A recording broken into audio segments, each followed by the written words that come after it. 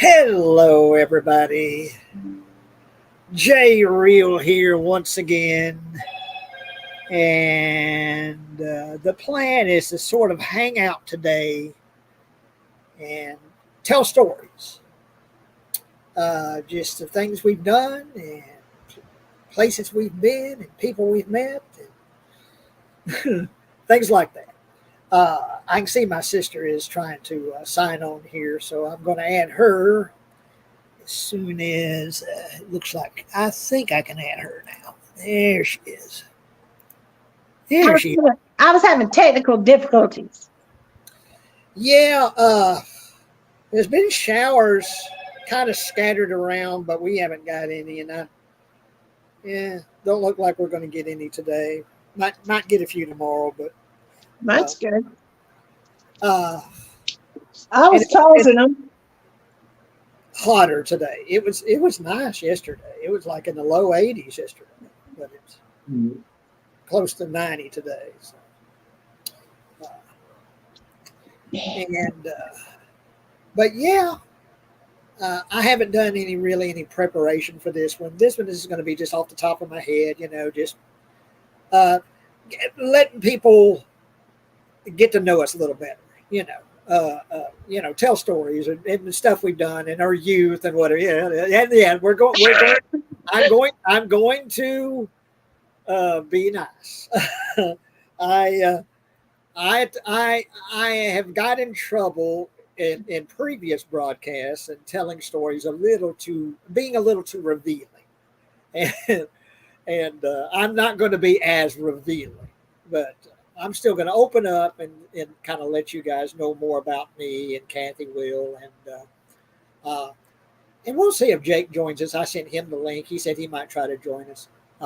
So it'd be cool, kind of get a younger perspective. A couple of old folks telling stories. It'd be nice to have someone younger telling a story that isn't 50, 60 years old.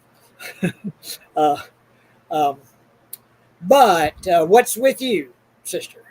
Well, I was making my bed up this afternoon because I put on a clean blankets and whatnot. I use quilts. I like to lay on quilts and cover with a sheet. Uh, and my back's completely out. Ooh, So I'm doing good to walk and keep my fingers crossed when I got to go potty and whatnot. But I was able to get in there and make me something to eat. And I've got the muscle relaxer in me. And I ain't feeling no pain right now. But it was, I mean, I was in here screaming. I bent over and I didn't think I was going to be able to get back up. But I did. I was so, yeah. But I got to brag just a little bit on the people that have been reaching out to me with your ghost stories. I have been blessed. Trina's story has well over 300, I think 360, well over 300 people have watched it. A lot of people commented. I've got a lot of people sending me direct messages through email and Facebook and sending me a message. Can I email you? And lots of stories. My cousin Joy called me today and gave me her ghost story, which was pretty cool. Now I'm having to, but I'm in bed for the next 3 or 4 days, gradually up and down a little more. So I'll have time to weed through everything, and start presenting one, presenting them. I've got several. well, So that's really cool that you're getting those views, and like I say, you picked a good subject and an interesting subject, with the ghost stories. well, it was just something happened to me, so I wanted to share it. And then my neighbor shared hers, and then this other lady shared hers. And so, all I'm doing is just sharing other people's stories, getting permission, of course, first, and then sharing other people's account of what happened. And I nicely don't want people to send me. Well, my barbershop's friend said he saw. I want first person only, And I had a professor from a theology uh, school in Chicago University sent me a really nice little write-up I get to share. So it's going to be a lot of fun. I mean, you know, I didn't aim to make that, the theme of my channel. It's just kind of ending up that way. And I figured, well, we'll share as long as people want to share with me and they don't mind me, sharing it further, then we'll just do that for a while. Yeah. Well, I think you picked an interesting subject, and you picked something that a lot of people can relate to. A lot of people's got stories like that to share. I can't think of one personally. I'm trying to think if I ever had one that just would kind of, sort of a creepy experience, whether or not really a ghost story, but just, and nothing is really coming to my head right now. I'll have to do some thinking. And when I was next door with Pat says, listen, I don't believe in ghosts, but I believe in angels.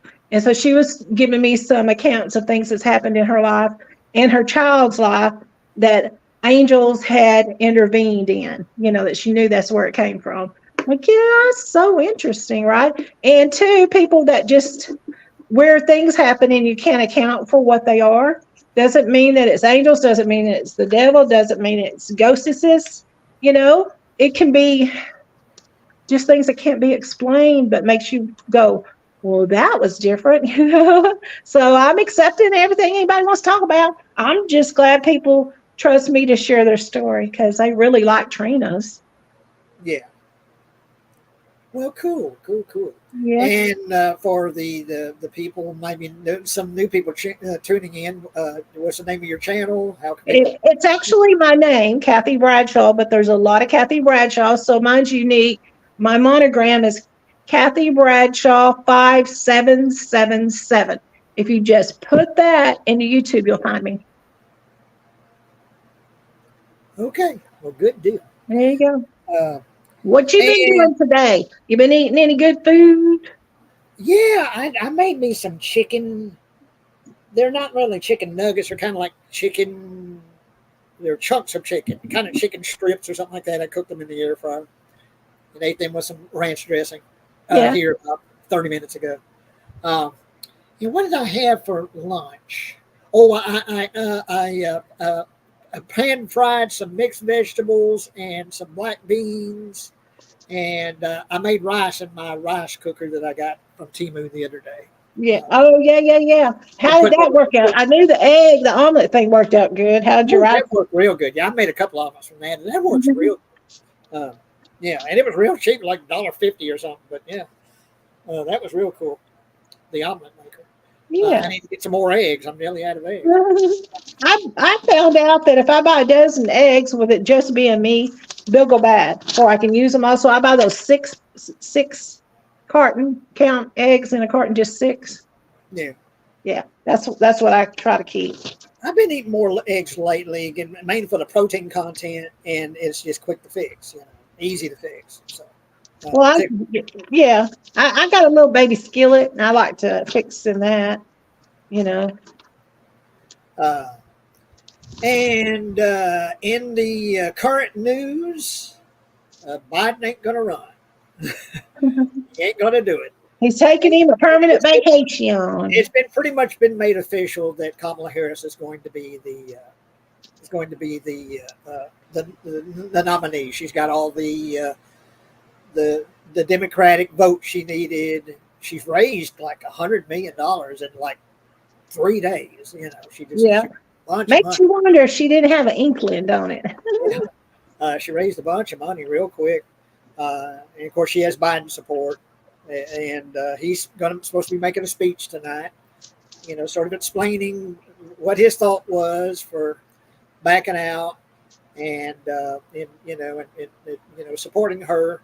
And when I first heard about it, I was kind of like, Kamala Harris, You kind of lost her. But Trump's probably going to win anyway. But I was like, but after the last few days watching her talk, I'm feeling a little better about her. I feel like she's someone that could stand up against Trump and make a good showing. Probably will still lose, but hey, I would like to see her debate him. I think it would be this would be an entertaining debate. You Oh know, yeah. not like the disastrous debate with Biden, but Well, uh, poor Biden's mind is yeah, going. You know, it happens to the best I of us. think she could actually stand up Yeah. and make a good showing. So we'll see. We'll see what happens. But I feel a little better after watching her talk the last few days. A little better about that. Um, so like I say, we'll see about that. um, but yeah, this was, and we could do two or three of these kind of where we just talk about just memories, just you know, I'll be 59 in September, and I was born in 1965. So I've seen a few things and been around a little bit, uh, and of course Kathy has. She's 9 years older than I am, um, and just bring up just some good memories, or maybe not, maybe some not I so was good. going to say, do they have to be all good? Because I They don't remember, have to be good. No, they don't all have to be good. Like I I say, and remember, maybe some. I was going to say, and maybe some not so good memories, but I guess I'll start off um, talking about why I'm always wearing shades. Uh, like I say, I was born in 1965, and when I was born, they wasn't even sure that I was going to be able to see very long. Uh, I'm blind in my left eye. I can just see shapes and colors. It's like looking through, a dirty glass. I can see shapes. I can see colors. Uh, I can tell that you're a human being, but I couldn't tell who you are. I certainly can't read with my left eye, so it's just my right eye, and I'm nearsighted in the right eye. Oh, and guess who's joining? Guess who's joining us? An eye for or her. horror. Hi, Jay. Yeah. Hi, Kathy. Hi, Jay. Hey, Jake. How you doing? This is Good. Jake the Horror Movie Geek, an eye for horror, and he's been in a lot, if not most of our shows. And great to see you again, Jake. And I'll resume my story, but what's up with you currently on your channel? What's going on? Well, I'm going to a horror con this weekend, so I'm gonna try and get some, footage and whatnot. Cool. Would you maybe try to see if maybe you could get some interviews? Yeah, like a That'd be 2 good. one, for now, and then maybe, later on down the road, get a Zoom one. Yeah. Well, you That'd be cool. get their contact information, and and just Yeah. tell them about your channel, and bring up the folks that you've interviewed. Tell them about the folks you've interviewed. All right, yeah. Mhm. And what is the convention? Motor City Nightmares Oh, in cool. And Nova. is this, Yeah, it's this weekend. and it's in Ohio? Oh no, Michigan. Oh, Michigan, Motor City, Michigan, Yeah, where they had all the car plants and whatnot. That's why they call it Motor City. right. See, I learned. It takes me a little while to get on the right page, but I crawl up on there. well, cool. Well, yeah, we definitely want to, if you got some footage that you'll take at the convention, be cool to see. So, and who are you anxious to meet? Or you got some autographs you got planned to get? Oh, for sure. Ray Wise, who won? Geez. Oh, John Abrams from Scary Movie and House of Wax.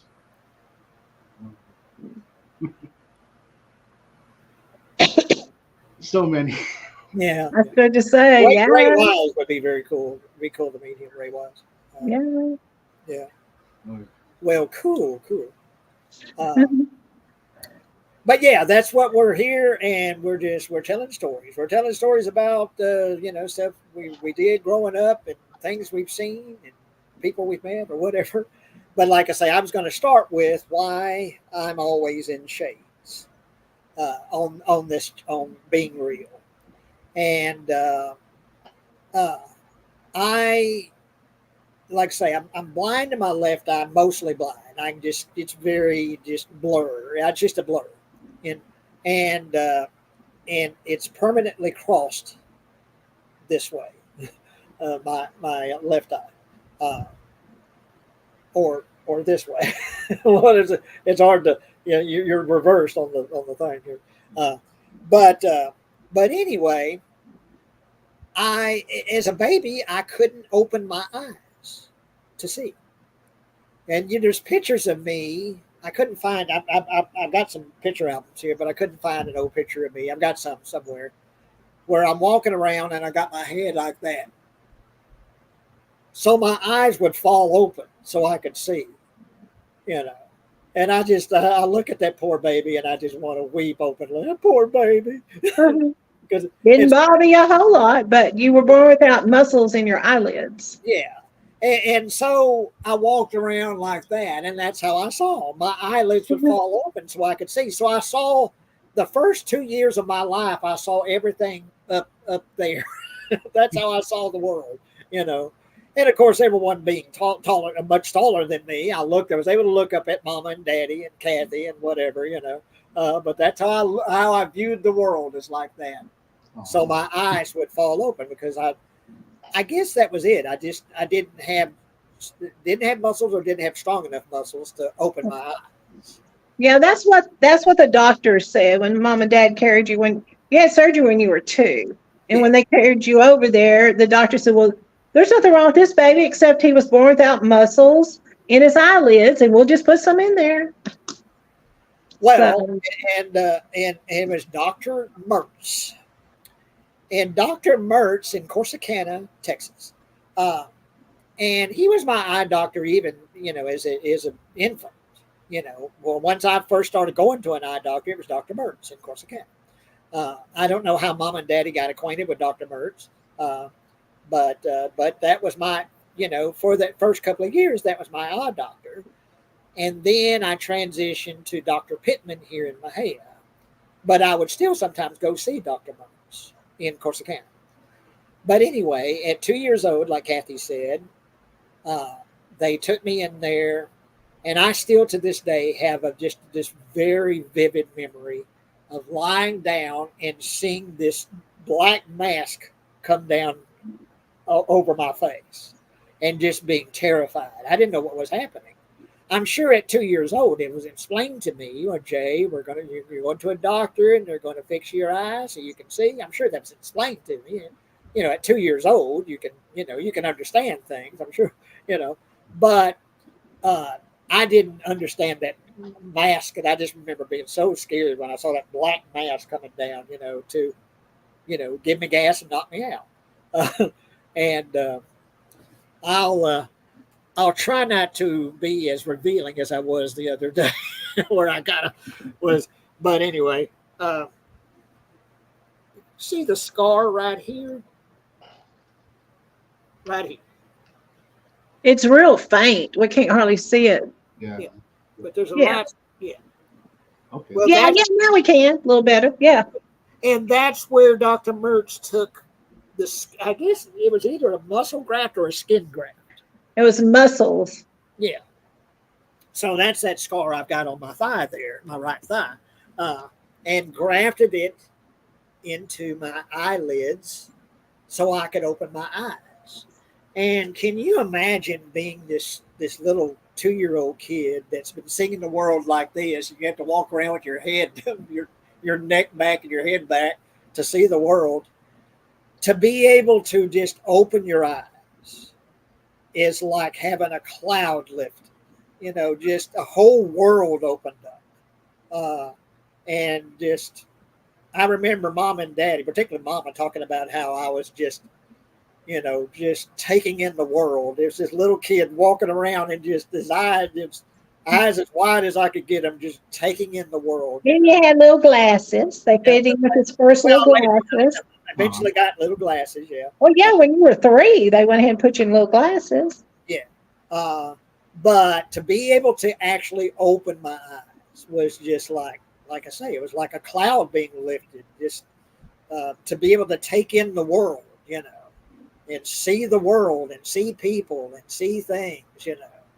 And I remember Mama talking about, you know, the Christmas time, going and going, you know, downtown and watching, or going around all the neighborhoods and watching all the houses lit up with lights, and me just being oh my God, oh God, seeing the lights in the houses, you know, just to be able to just see the world, you know, after just being confined to just walking around with my head back, you know, for 2 years. But anyway, I'm not going to do this very often, but I'll do it now and show you my eyes.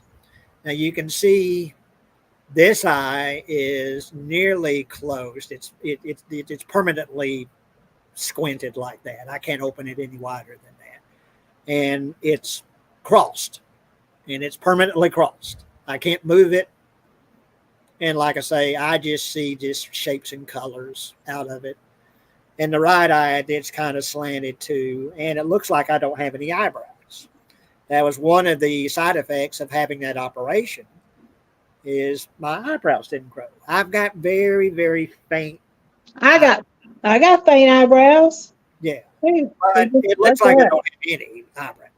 But Yeah. anyway, those are my eyes. And that's when you know, it's about as wide as I can open them. And like I say, it's the left eye is just nothing, but I can see out of the right eye, you know, with correction, you know. So anyway, this is my eyes, and this is why I'm in shades. You know, not that I'm ashamed of it, but it's just something I think would be kind of distracting to look at my eyes that way, you know. And I feel better. I feel more comfortable being in the Yeah, shade. that's the main thing. What you feel comfortable with. I'll Yeah. give you those sometime when I'm doing my new channel, because my glasses glare on every friggin' thing, and I can't figure out how to keep it from doing it. And I've tried the ring lights and all kinds of stuff, and it still does. So I just take them off. Yeah. If I'm sharing now, I can go outside where there's light all around me, and it don't do it. But you know, I can't be out there in the winter. Hey y'all, I got a story, you know. So I just take it off in the house. But Jake, did y'all ever go look at Christmas lights, ride around, look at Christmas lights when you were little? Oh, hell yeah. Hell yeah. I was wondering, you know, because that was a big deal. My mama, boy, she believed in that. Grab your blankets and get in the car. We're going to ride around, look at Christmas lights. Yeah. Well, yeah, then there's me and Kathy, and in the back seat, Mom and Daddy up in the front seat, Daddy driving, Yeah. and just going all these neighborhoods and seeing the Christmas lights was just like, oh God, you know. And some of them, you go to the rich neighborhoods where they really, Yeah. you know, Oh, yeah. yeah, Yeah. they go all out, you know. But yeah, I guess that's my first, I guess you'd say, story or memory or whatever, is just to have my world opened up to me, so I could see the world, at least see out of my right eye. And every 6 months after your surgery, we would go back over and let Dr. Mertz look at your eyes and see how you were doing. Is, you know, because he had told Mama we might need to do some more work, you know, on his eyelids. But she said, well, let's just see. But he said, let's see how he heals and see how he sees. And if he sees good enough, we can not do it. I love those return trips because they would take me out of school and let me go with y'all, because after we leave the doctor's office, you'd say, okay, time to go to the bucket place. KFC. Jay loved him some KFC mashed potatoes when he was a baby.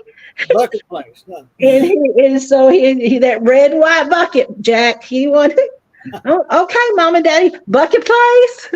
Yes, of course, you was good, and which you was always good. They didn't have trouble with you. Oh. And then so we get to go eat at KFC, which our little town didn't have one, so that was a big treat. Yeah. Nice. Yeah, no, I mean, that, Corsicana is a little bit of a trip, it's about 40, 45, 50 miles, something like that. Yeah, something like that. Yeah. But yeah, Dr. Mertz, and he was my eye doctor. And then I started to see Dr. Pittman in downtown Mahia. And he became my regular eye doctor, although occasionally I would still go see Dr. Mertz. And it was here, oh gosh, this was a good 6-7 years ago. I did a search. I just on a whim, I did a search to see if I could find, because I'm sure he probably had passed away by now, but to see if I find any relatives of Dr. Mertz. And I found his daughter, and I talked to his daughter on the phone. Oh, that's cool. And had a nice talk with her. So just telling her about, being a kid, him being my eye doctor and all that. So, yeah. He was an excellent surgeon. Yeah, and real nice guy. I always liked Dr. Mertz. He was real gentle with me, He worked good with kids, Dr. Mertz. Yeah. So since we got a guest here, Jake, tell us a story. Tell us something about, any time. Just give us something that. Okay. One of my earliest memories, I was living on Buttonwood Avenue. I'm like 4 or 5, maybe 3, I don't know. But I was like this tall. I shit my pants. And I was at my next door neighbor's house, who happened to be my best friend at the time. And the kid's mom told me to go next door, go home and tell my mom I pooped my pants. So, I mean, this is, I guess, sorry if it's a little gross, it's like. No, I think that's sweet. Oh, no. I think it's a little true. Home and my mom, yeah. But, and trust me and Kathy both could tell a lot of shit in your pants stories. Been there, done that, and it wasn't when I was a little kid. We've been there and done that. So, yeah. And we could do a whole episode of just shit your pants stories. Well, when you think it's a toot and it's just not, and it's more than a toot, and you're not prepared and you're not at home, you got to try to think outside the box on how you're gonna handle that. I tell you, one thing I remember was at Ross Elementary School, and it couldn't have been more like 2nd or 3rd grade or something like that. But I'm sitting in a classroom, and I got to pee real bad, but for some reason, I'm nervous about it and didn't want to ask the teacher if I could go to the restroom. So I'm crossing my legs, and I'm just getting, and finally I just let go. And I mean, it was dripping. It was off the seat. There was a puddle on the floor. I mean, it wasn't a little bit. I had like half a gallon in me or something. I mean, I just unloaded. And poor Mama had to come up here and bring me some clean underwear and clean jeans or whatever. She brought me, because I guess I started crying. So they took me. That's embarrassing. I was crying. What happened, Jay? And then people were laughing. They could see the pee coming, dripping, and the kids were laughing at me. And they took me to the office by the hand. The teacher took me back to the office, and it was so embarrassing. They called Mama, and Mama brought me some clean underwear and some clean pants to put on. But yeah, I pissed myself in class. Man, like I say, it wasn't a little bit. Oh man, I unloaded. But yeah, I remember that very clearly. And I remember just being so embarrassed and started crying. And of course, I was the talk of the class, pissing on myself, But yeah, we certainly can relate, Jake. Okay, yeah. Kathy, give us something. Well, I don't know how entertaining it is, but I will tell you. When I was little, when I was 6, we moved out to the lake. My dad had the marina and the campgrounds, and there was a concession stand there where we had, a game room up front, and in the back was a store where we had sodas and canned goods and stuff for the campers, to buy to eat while they're fishing. We sold minnows out in a big vat out there. But I was raised at a time to where if the adults are having a conversation, you can walk up to the table. Daddy had a bunch of these square tables, like restaurant tables in there, and chairs. And the fishermen would come in in the wintertime and get their bait and everything. And it was school holiday. So I wasn't at school for some reason that one day. And I was 8. And Daddy said, come on over to the store and stay with me today or at the store. Because Mother worked nights and she had to sleep during the day. And I think my aunt had Jay. So I said, well, okay. So I'd go over there. We had a TV and I had anything I wanted to eat. You know, he'd make me sandwiches and stuff. But anyway, I learned how to make instant coffee. So I'd boil the water. We had an actual grill. But so we'd start the grill and set the tea kettle on it, boil the water, and pour up the cups and scoop in the coffee, you know, in the cups. And so Daddy had 2 or 3 men sitting around just visiting, you know, telling fish stories, all lying about how big fish they caught that morning. And, you know, I'll never forget, it was real cold outside. And when they'd open the door, it'd get real cold, but Daddy had the heaters going. Well, anyway, in this little store we were nearly living in, I looked out the window and I saw smoke outside in the parking lot. And I thought, there's smoke outside in the parking lot. But I go up to the table. Daddy's in the middle of telling some story about a engine repair he had done. And I walked up to the table and I said, Daddy, he goes, now, if you didn't mind this, stop him and listen to him and leave him alone until he's finished his story, you're liable to get it on your butt. He's liable to give you a little spanking, you know. And I wasn't scared, Daddy, but I respected him. If he did this, I shut my little mouth and walked away, right? Well, I go out in the game room, I'm looking out the window, and all of a sudden, this man's engine's on fire. It's not just smoking. Now you see flames coming out the front of this pickup. And I go in there, and Daddy, this other man's talking. And I walk up to Daddy, and I pulled on his shirt, and he goes, now, sis, what's wrong with you? I said, Mr. Bennett's truck's on fire. Well, why didn't you tell me? Because you did the hand. He said, okay, from now on, sis, if it's something like that, something really, really important now, and I got the hand at you, you can disregard the hand and say it real fast, okay? When did it catch on fire? I don't know, Daddy. He said, when you walked up a while ago and I did you like this, I said, no, it was just smoking then. So Mr. Bennett and Daddy and the other 2 men went running out of the concession out there to go try to put the fire out, you know. It was electrical wire fire under this man's engine that set us. I mean, you know, but anyway, it was funny. Well, and as Kathy mentioned, my daddy, I'm thinking Our daddy, listen, y'all, we ain't 2 different daddies. Our daddy is the same daddy.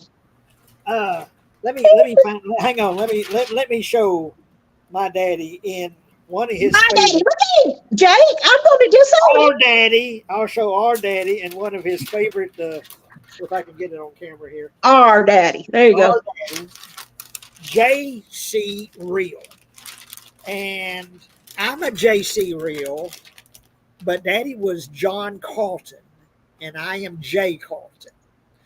And I think what's the story? Because you know when there was some talk about what they're going to name me. Oh no! And then my aunt. There's 6 siblings in my mother's family. There's 4 boys and 2 girls. The 2 girls both married men by the name of J.C. My dad's was initials, John Carlton. My uncle, that was his name, just And the that- but initials. then who in the world names their son 2 initials? Well, you want to let me finish my part. So, J.C. was my uncle. Okay, they were fishing buddies. They were best friends, and Uncle Buck. they married sisters. Okay, so when Mother got pregnant with Jay, I don't know if back then they didn't know if you was having boy, girl, or a litter of cats. I mean, they didn't know, right? But Mama had Mary Elizabeth, which was my daddy's mother's name. was going to be if it was a girl, and if it's a boy, Daddy and Uncle, we called him Uncle Buck, JC, the other JC, were fishing, my uncle. And Uncle Buck said, JC, I think if you have that baby, you ought to call it, if it's a boy, call it Jay. And he says, well, what you mean? He said, that's what we call each other, Jay. Yeah. Hey, Jay. And I remember Uncle Buck calling Daddy Jay. So there you go. That's where you got it from. Hey, Jay. That's my story, and I know it's true. And some called him like Uncle Junior. That's what Stevie called him, Uncle Junior, because he was a junior. Daddy was a junior. His daddy was the same name, John Carlton. Daddy's daddy was the same name. But yeah, and I want to say that there was some talk about me being a third, but it was either Jay or Daddy or Mama said, no, I think Daddy said, no, I ain't going to do that to that boy.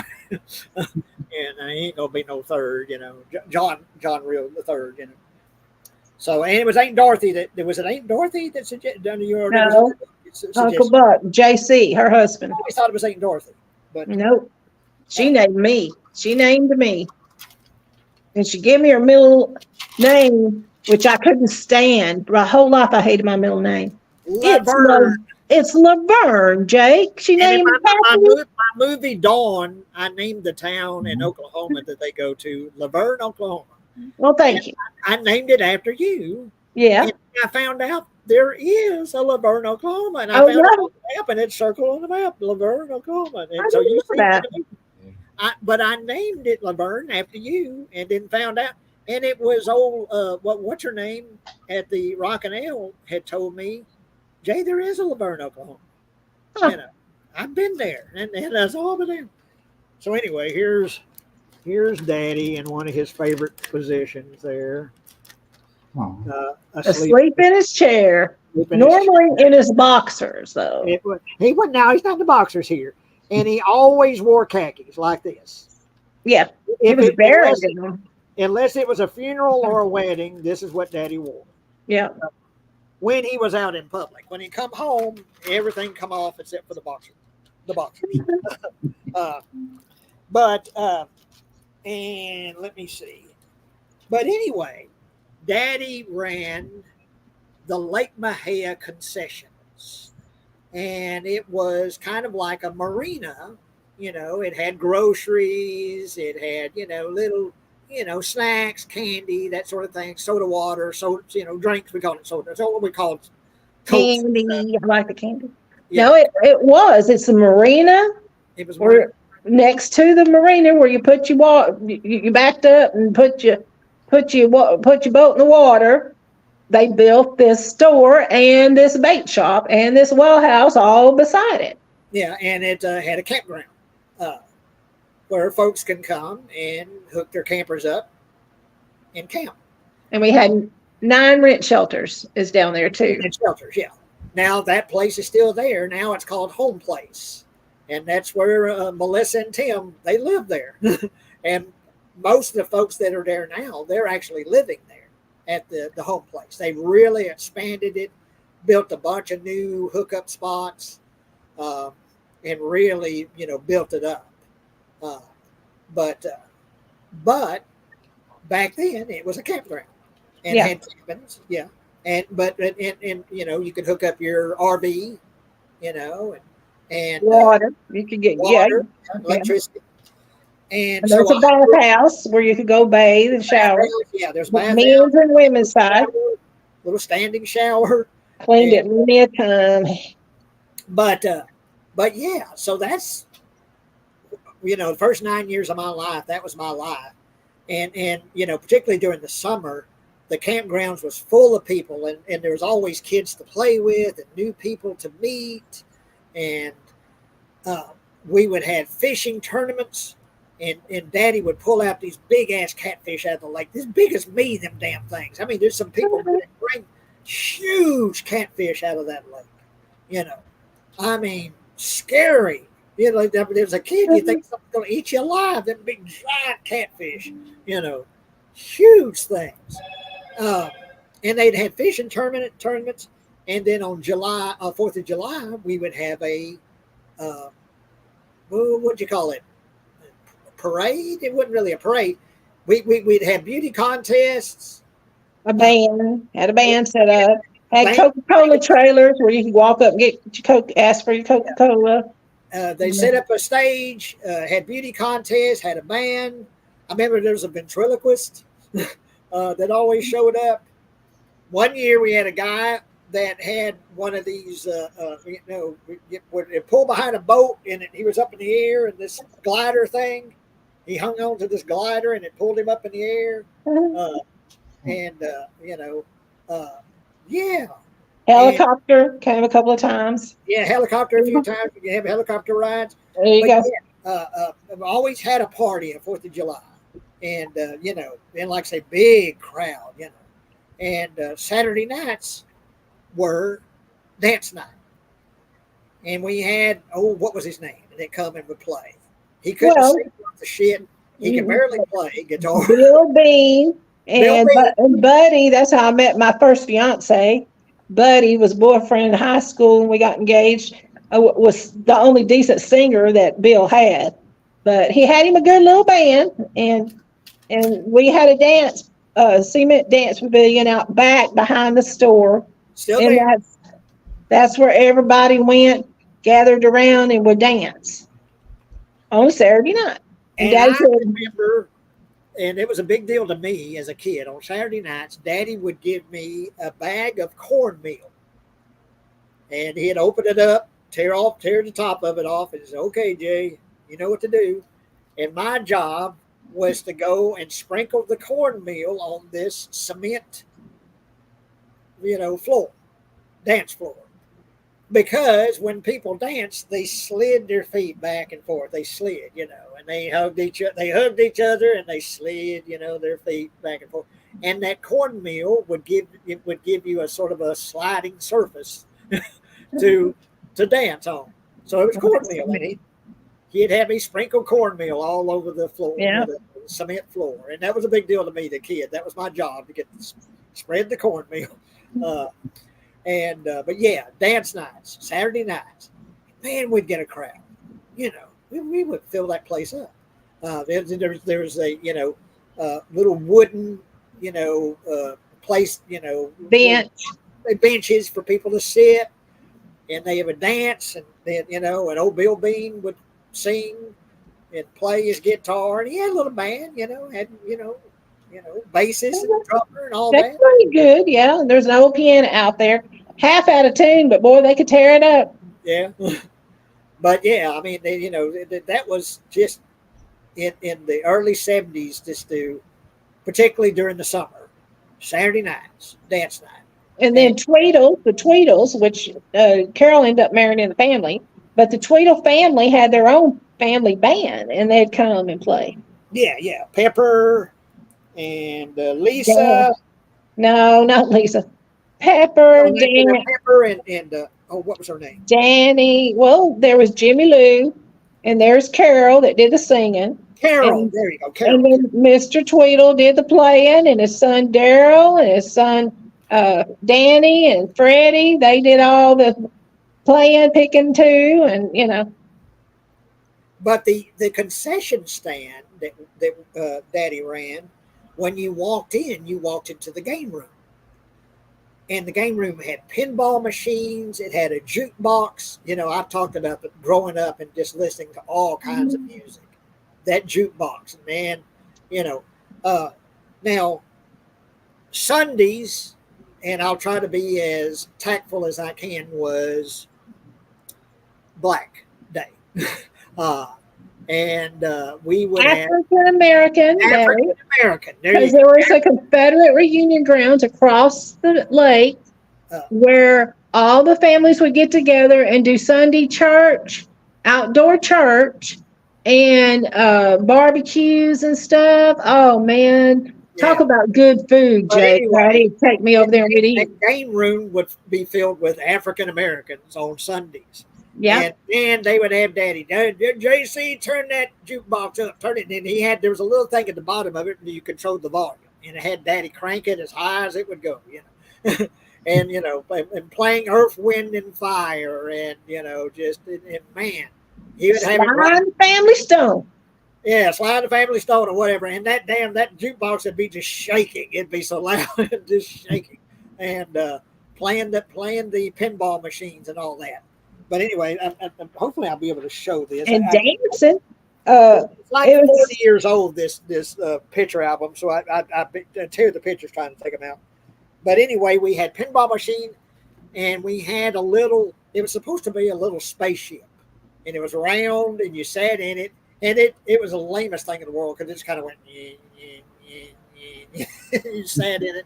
It was a dime. You put a dime in it, and well, I kind of went around a little bit in a circle, and you got in trouble. Remember Daddy pulling you out of there one time? I'll tell that story. Let me tell it real quick, Jake. His butt got in trouble. He's 4, and Daddy said, "Listen, Mama's got to go to town and get a bill of groceries, and Jay's going to come over here and stay with us." And I was running the store, and I said, I was about 13, I guess. Okay, sorry to interrupt you real quick, but we got Mr. Katz here, and he says he loves Earth, Wind, and Fire. So. I tell you can't hardly beat them. Yeah. But okay, go ahead. So, like I said, this lady come in, and she got a handful of dimes, and because her little girl wanted to ride the rocket. And you put a dime in it, Jake. First, put the kid in it, and it was open, big enough. And then you put a dime in it, and it kind of did a little semicircle back and forth. Well, it's in a spaceship, right? Semicircle back and forth, right? And Daddy come through the front of the store because he always checked for, like trash, like gum, paper, candy wrappers, soda pop cans, whatever might be out there. He walked in. And he seen Jay's foot. Jay had crawled up in the top of that rocket and was getting free rides from this little mama. So Daddy stood there, he said, with his hand on his hip. And he said, "Ma'am, did you tell him to get up in there?" She said, "No, he just wanted to ride. So he got up in there before I could get Sally in there. So we just let him ride. And boy, Daddy went over there and handed her a whole pocket, almost a half a pocket full of dimes, jerked the plug out of the wall, told the little girl, "Sally, can you get up a minute?" Pulled Jay out of there. He got 3 big whops on his butt. "Don't you ever let me catch you doing that again." He plugged it back in. And we also had a hobby horse that you could ride, That's what I wanted to bring up as a hobby horse. Hang on. Jay got his hind in, walked 3 times for piggybacking. Little stinker. Okay, Jay Stinker. This I was able to get this one out of here, but anyway, here's you, Kathy, and you can see the pinball machine beside it. But here's you and Uncle Willie. Oh yeah, I'm sitting on the back of. I was going to go skiing with Daddy, so I went and put my bathing suit on, and Uncle Willie goes, "Kathy, get up here with this horse. I want you to take my picture. I'm a cowboy." But anyway, there's Kathy and Uncle Willie on the horse, and once again, the lamest thing was a dime. Everything was a dime, and the pinball machine, and everything was a dime. But the horse is another. It just kind of went. It didn't go fast. It just kind of. It wasn't for us big people. I didn't want to get up there, and Uncle Willie goes, "Get up, come on up." And I said, "Uncle Willie, I don't want to get on that horse." I was like 14, I think then. So I did. I got up on the horse with my uncle. Very reflective. Let's see. Hang on.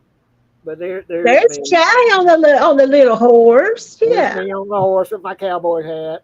Yep. Yeah. There. But anyway, got in trouble for for sneaking rides in the rocket that day. But I mean, that was just a great time to grow up. In that environment, with just always people around, and and in the games, the pinball machine and the jukebox, and just particularly say during the summer, it was just packed full of people, and there's always kids for me to play with, and we had what was called a swimming area, and that was when you get to the front of the building, and it was to the left to the, there's cement picnic tables. They're still there, those old picnic tables. I go and sit on them sometimes in the evenings. Still do that, and watch them, ski or whatever they're doing at the lake. The old picnic tables are still there, but that area is no longer a swimming area. But that was the swimming area, and that's where I At the learned. very end. Yeah. I taught myself to swim in that lake, uh, and yeah, and during the summertime, man, you saw just heads bobbing up and down. That old lake was just full of people, out there swimming and jumping and. But that was a great time to grow up during that time. During the 70s, early to mid 70s was just, I have great memories of just that time. And Jake, give us another one. Maybe Okay. one that doesn't involve you shitting yourself this time. What's this cute? Well, when you talked about the heads bobbing up and down, it made me think of Jaws before the story comes. But Yeah. memory. I remember coming back from the movies with my brother and friends of ours, and or at least my dad, and he picked us all up, and we were coming home, and there was my mom and a bunch of police and firefighters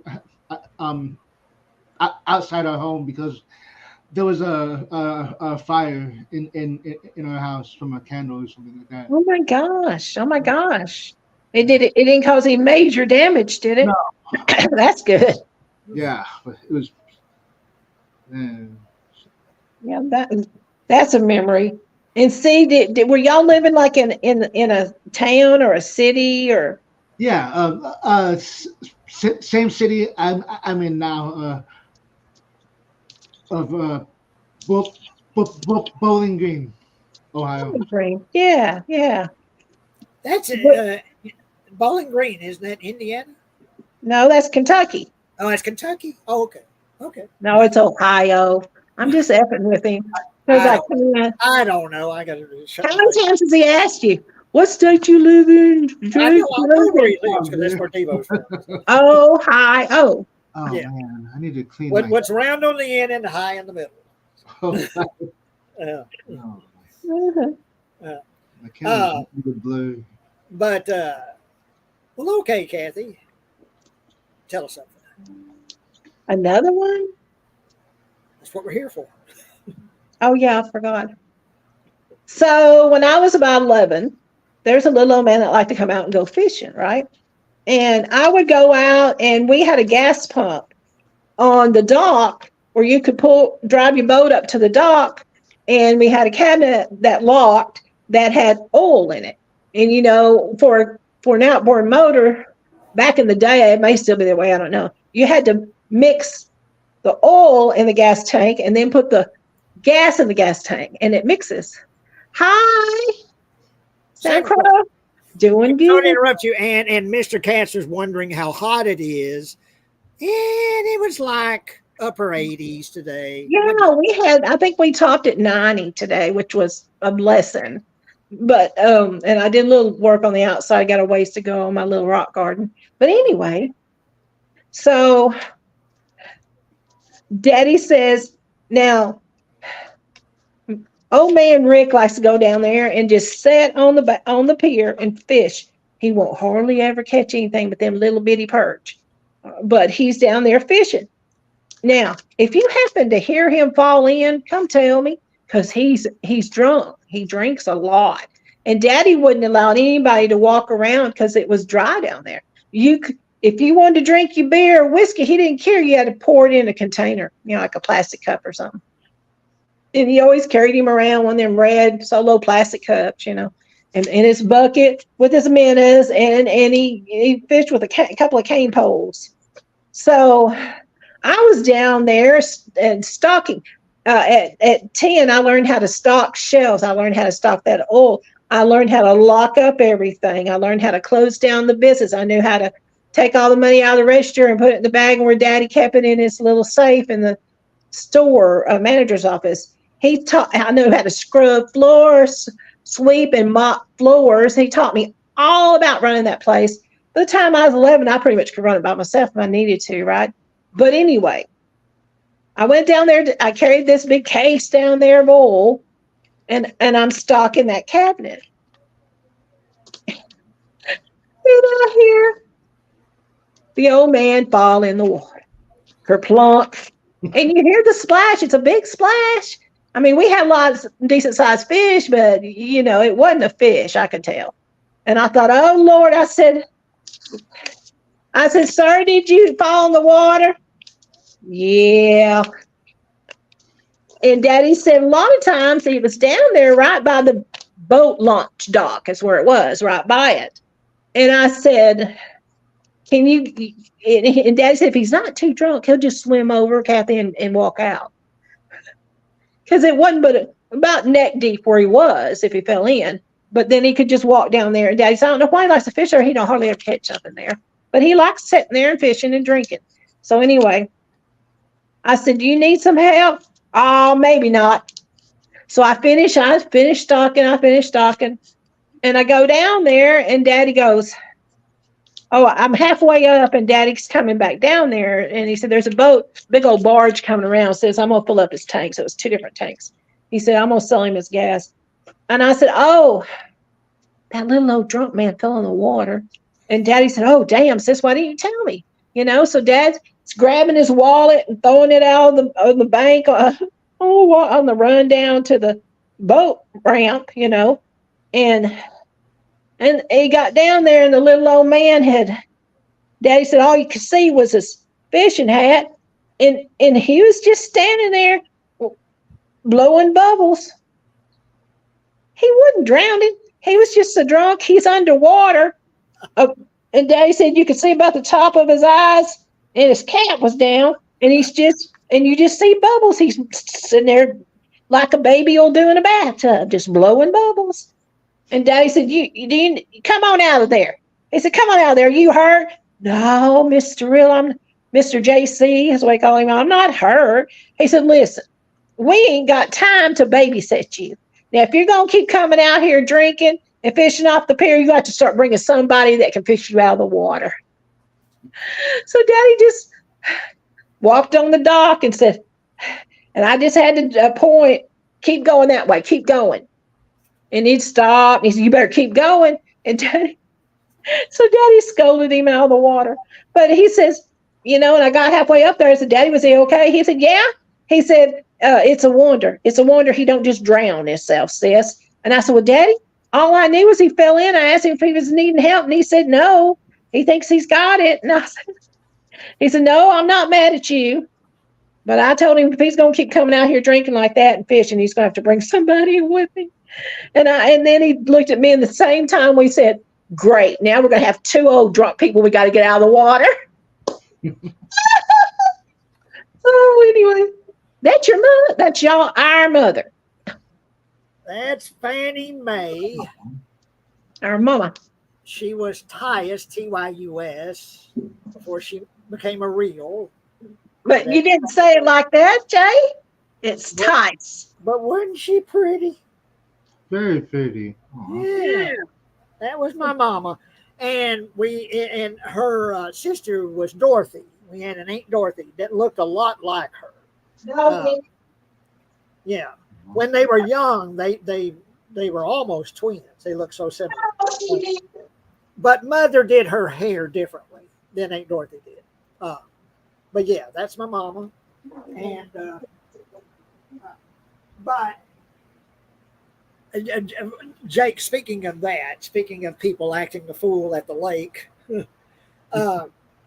back then we had, I don't know, it was 2 or 3 paddle boats. I don't know if we charged anyone to take them out or not. I don't know if it was something we Don't you tell my story. What's that? Don't you tell my story. Oh, I said the paddle boat story? Yes. Well, you tell it then. You can probably tell it better than I can. I was there. Okay, well, if I was there, I don't remember it. I just It was remember. too little. But you were 9 there. years old when this happened. It's a good one too, Jay. And our mother and Aunt Dorothy look nothing alike. She favored her mother's side. Mother favored her daddy's side. Actually, Not at all. Not at all. well, okay. They sure dang sure didn't. But anyway, let me catch my breath because I'm in a lot of pain and walking. My back hurts. Okay. I'm 9. School's out. Mother's huge with Jay. She's sitting at home with her, sitting down on the back porch with her feet, and Daddy brought her a bag of ice. So she's got her feet in this big old tub, and she'll scoop ice and put it in there just to stay cool. It was hot summer, hot. Well, when we first got into that place, you could rent canoes, you could rent paddle boats, you could rent an outboard motor, a flat bottom boat with a little 10 horsepower motor. Well, it was a lot for Daddy to keep up with because people would get out and mess up them motors, and he was constantly having to repair them. He ended up doing a lot of that for extra money, but this was a city-owned land, and Daddy got the contract to manage it. He leased it, in other words, from him. Well, about that happened about, let's see, 6, 7, 3 years before this happened. Daddy had already quit messing. They could bring their own outboard motor, and he would rent them the flat bottom boat to go fishing in. But they didn't have motors anymore. It was too much work for Daddy. He would have never been able to do anything but that if that's all he had to do. And so we had 4 of these the big ones, with the pontoons underneath them, the big paddle boats that 2 people could sit on, or you really could get 4 people on it if you squished together, kids. Anyway, life jackets. You had to come up to the store, and it cost you $1.50 each to rent the paddle boat, and with the life jackets, you were given life jackets to put on, the kind that clicked in the middle, adult ones. These were big old thick white belts that you put around your middle. No, they weren't. They were like the vest. No, They were vests. Okay. I had to sign them out, Jack. I had to sign them out. I knew what they were. I guess those were for skiing, the white ones. Yeah, that's what we used for skiing. But this was, game warden said, here's all these paddle boat vests. Here's some kids' ones with the orange kind that went around your neck and around your crotch, around your waist, click, click. But these were vests you would put on, and they clicked here and they clicked down here, right? And you could not rent a paddle boat unless you filled out the form and you took the vest. Well, they filled out the form and they paid me the money, and I put it in the register for Daddy, and I wrote it down. I'm 9, and I'm helping him run that place then. Anyway, so they're drunk and crude or brown, man. They got out of the truck, the pickup. They come in, these 2 men, and one of them like to fell out. He was so drunk, And so Daddy goes, watch this. This is going to be good. And Daddy went to the manager's office and grabbed his personal life jacket that he had spent a lot of money on, and got it out and brought it and laid it behind on the table there behind the register. I said, Daddy, what are you doing with your life jacket? Oh, well, I probably have to go fish. And he said a few ugly words, out of the lake in a little while, sis. And they come in. He said, don't you rent them no V-bottom boat. I said, okay. Flat bottom boat. I said, I won't do it, Daddy. I won't do it. And they come in, they said, Mr. Real, we want to,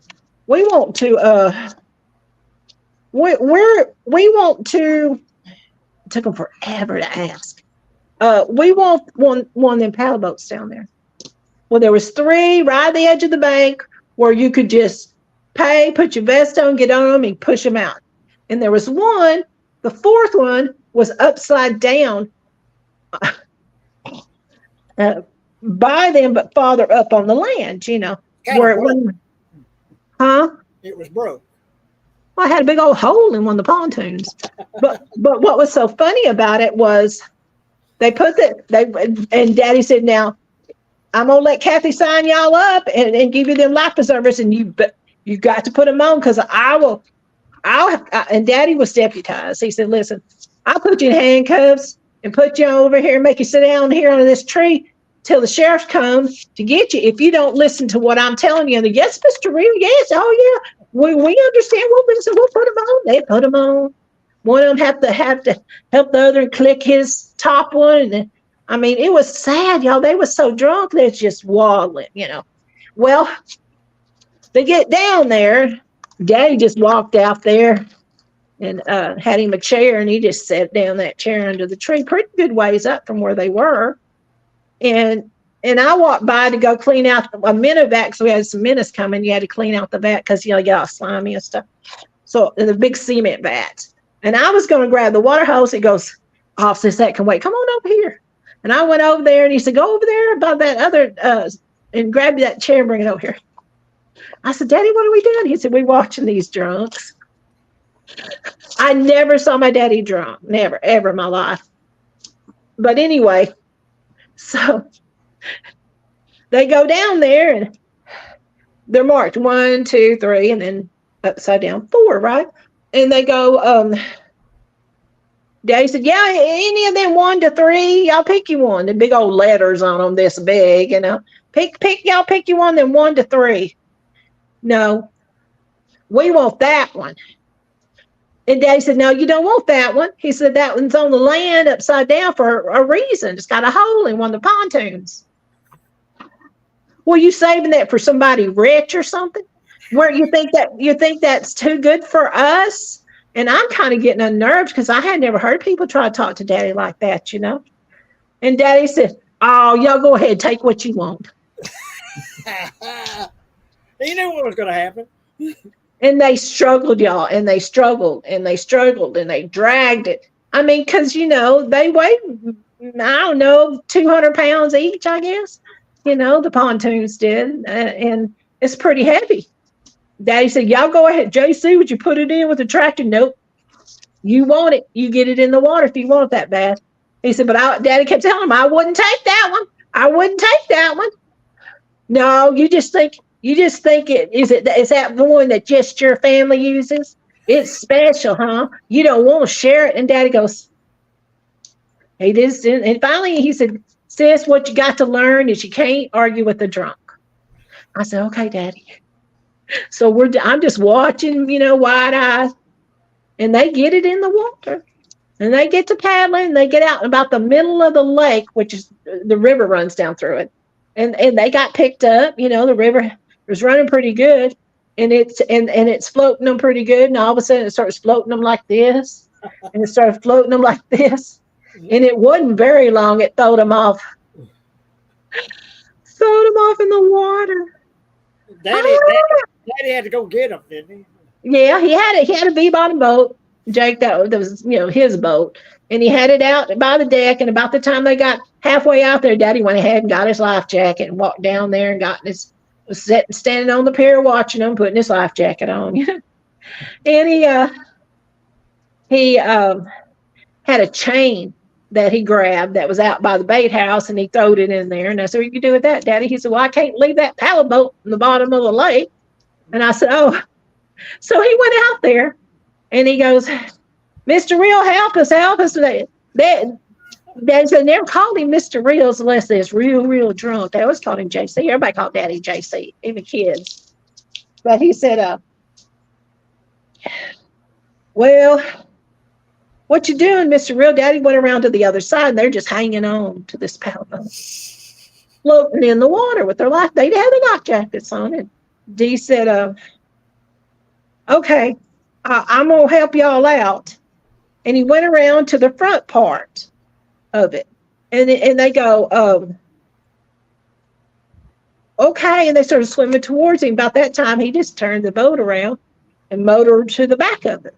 And then they started swimming to the back. What are you doing, Mr. Real? What are you doing? He says, y'all are going to hook onto that paddle boat here. And he threw the chain at him. And one of them grabbed it, and they hooked on to it, And they said, help us in your boat. Help us in your boat. He said, oh, no. He said, y'all got a good handle of that paddle boat, I hope, because I'm about to drag y'all in. He made them hold on to this paddle boat, upside down pontoons, and he dragged them in like that till they could walk out the water, Why? What was wrong with you that you didn't tell us that there was a hole? I told you 3 times there's a hole in that pontoon. That's the reason I had it upside down. And then after they got out of the lake, Daddy said that's pretty, sobered up pretty good after all that. Yeah, and then he said, okay, now y'all go ahead. He said, I went ahead and used the chain myself while it was still in the water. You can pull on it pretty easy. Got it up to where you could bring it up the ramp. And he said, now y'all pull it up here and put it upside down where you found it. And they did. They did exactly what he wanted to do. But it was funny though. No, don't take that one. No, you don't need that one. Take these. Look, there's 3 good ones right there waiting on you. No, we want this one. And he said, I don't know why they thought I was so proud of that paddle boat. I didn't want to share it. He said it wasn't mine.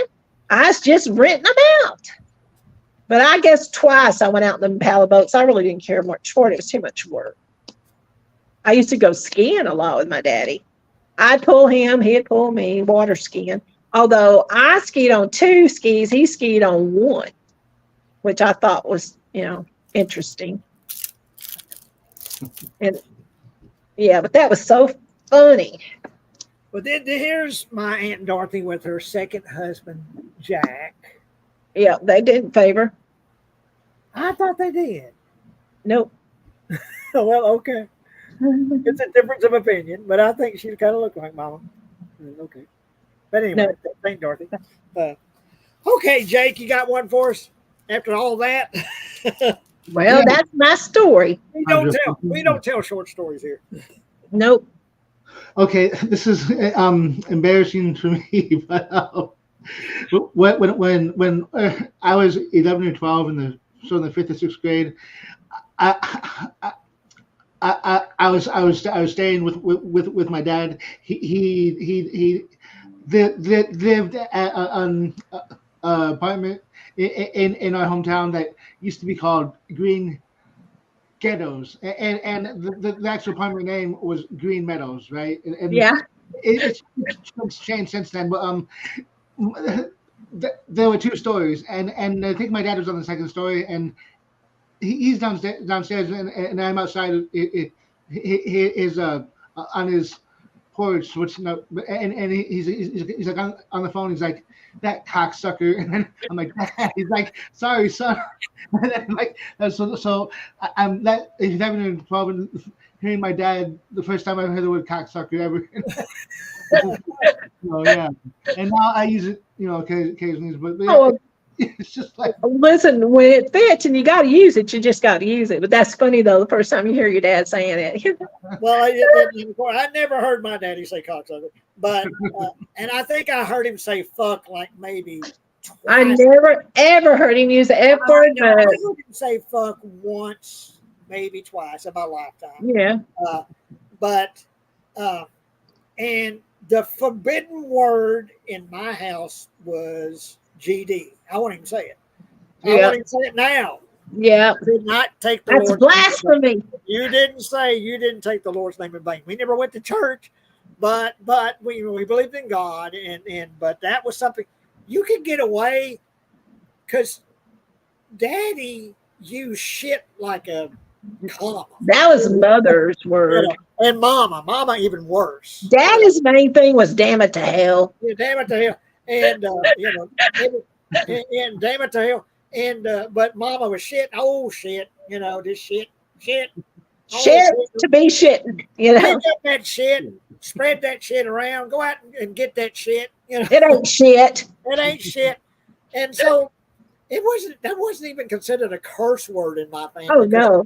It was just, you could be I'd be 5 years old and say shit, but you could. It was a verb. Yeah. But you did not say GD. You did not. Oh no. You didn't even think GD. Yeah. But yeah, cocksucker. But that brings back kind of a sad memory, but it was funny at the same time. When poor Mama, okay. That Sorry. just brings up a sort of a sad memory, but also fun. It was poor mama was in that nursing home, in Teague. She didn't have long to live. She was just about to go, poor mama. And her mind was going, She had, it wasn't dementia really. I think it was just some sort of oxygen deprivation or something like that was causing it, So she would kind of talk out of her head. But she hated the nurse that was taking care of her at this nursing home. Yes, Yeah. hated her. Oh my And God. me and my friend Barry were up there and we were singing about her, just visiting with her, and sitting at the table with her. I needed her to sign some papers to give me access to the bank. Oh And yeah. that took some doing because she thought she didn't understand. She thought I was trying to give it away or something. Oh no, I'm not doing.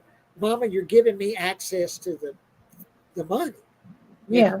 So you could pay the electric bills and Well, stuff. she had to sign a paper, but finally she scribbled something. It wasn't her name, but she scribbled something that they said would work because it was in her handwriting.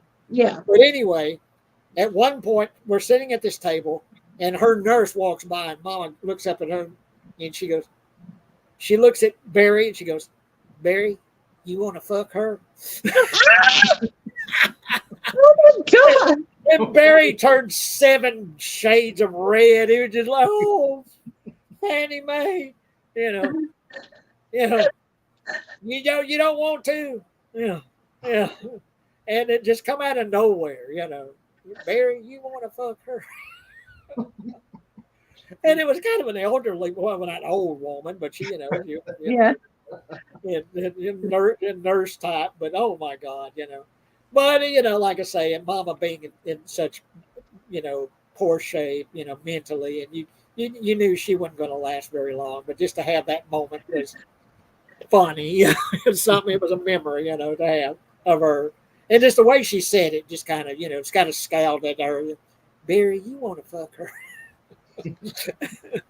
I got one. It's a story about you and Daddy when Mama was in the hospital. Our mother was in the hospital a lot when Jay was growing up, and me too. But I was already a teenager and she started getting bad. She had all kinds of medical problems. Yeah, she had a hysterectomy, and well, she had colitis where her colon would flare up and it'd put her in the hospital. She could get the flu at the drop of a hat and it'd be real bad. So they'd have to put her in the hospital for that. Well, this time, my daddy was well known to go buy, groceries to resell it for the store. Funkin' Wagnalls. Yeah, I remember that. We had the World Book Encyclopedias. Childcraft. I had Childcraft. And Childcraft, yeah. But let me finish this one because this is a real cute story on Jay and Daddy.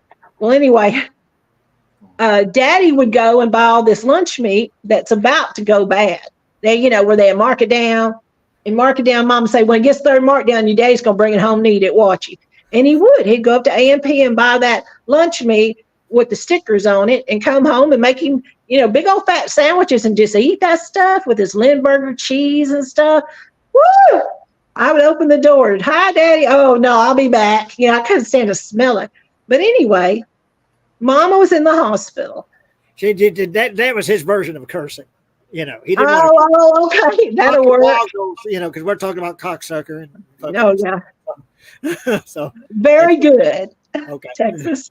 So what happened was Mama was hungry. Now, when you're in the hospital and they've got you ironed out on your medicines and everything, I had a boyfriend when I was in there with asthma one time bring me tacos. I was just starving to death for food.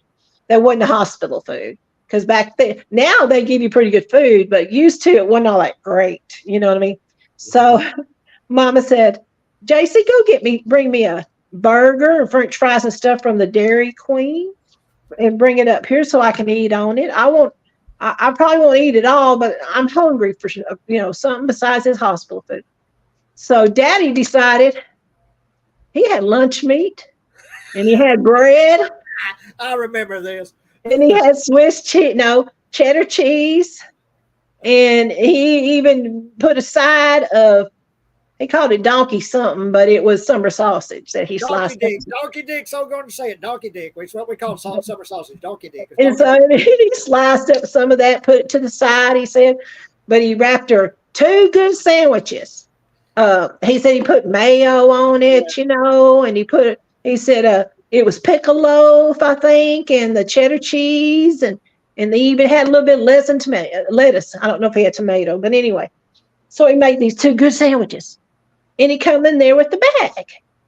And Mama said, "Did you bring me something to eat?" He said, "Yeah, Mama, I made you some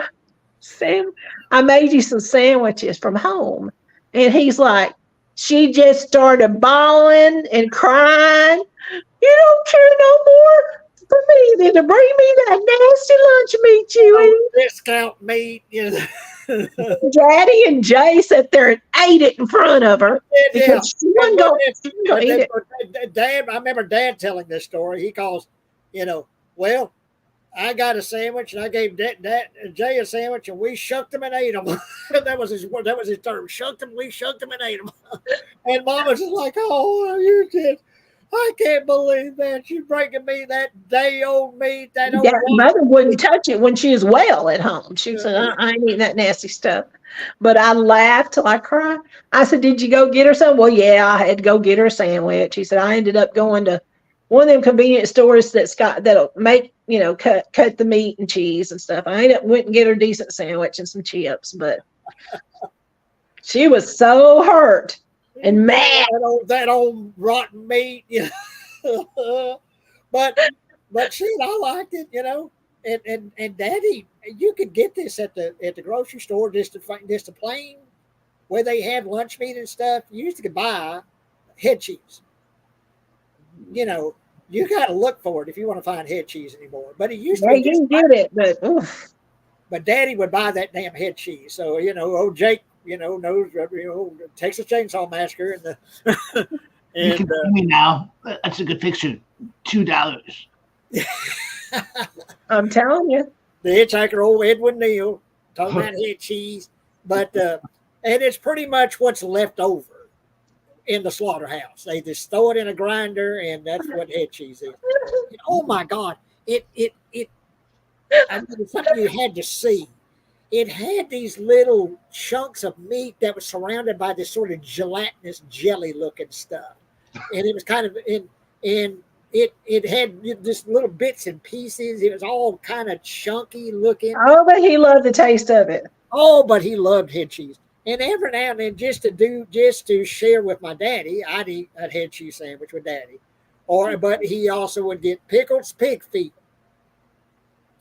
And it was in this big old jar, like a pickle jar, but it's a big old jar. And there's big old chunks of just fat. It's all it was fat.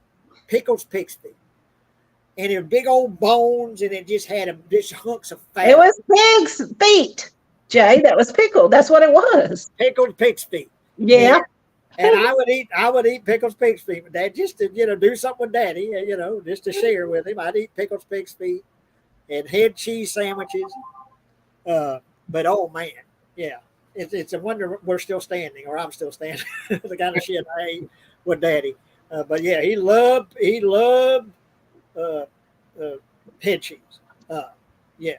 And like I say, you used to go to the grocery store back when they had the lunch meat and stuff. They would have head cheese. Yeah, lunch meat counter. Now you can go where they cut meat, and a lot of times they'll still have it. Yeah, I guess you got to ask for it. Yeah. You'd have to ask for lunch. Pig's feet. Yeah. Head cheese. Yeah, head cheese. Yeah.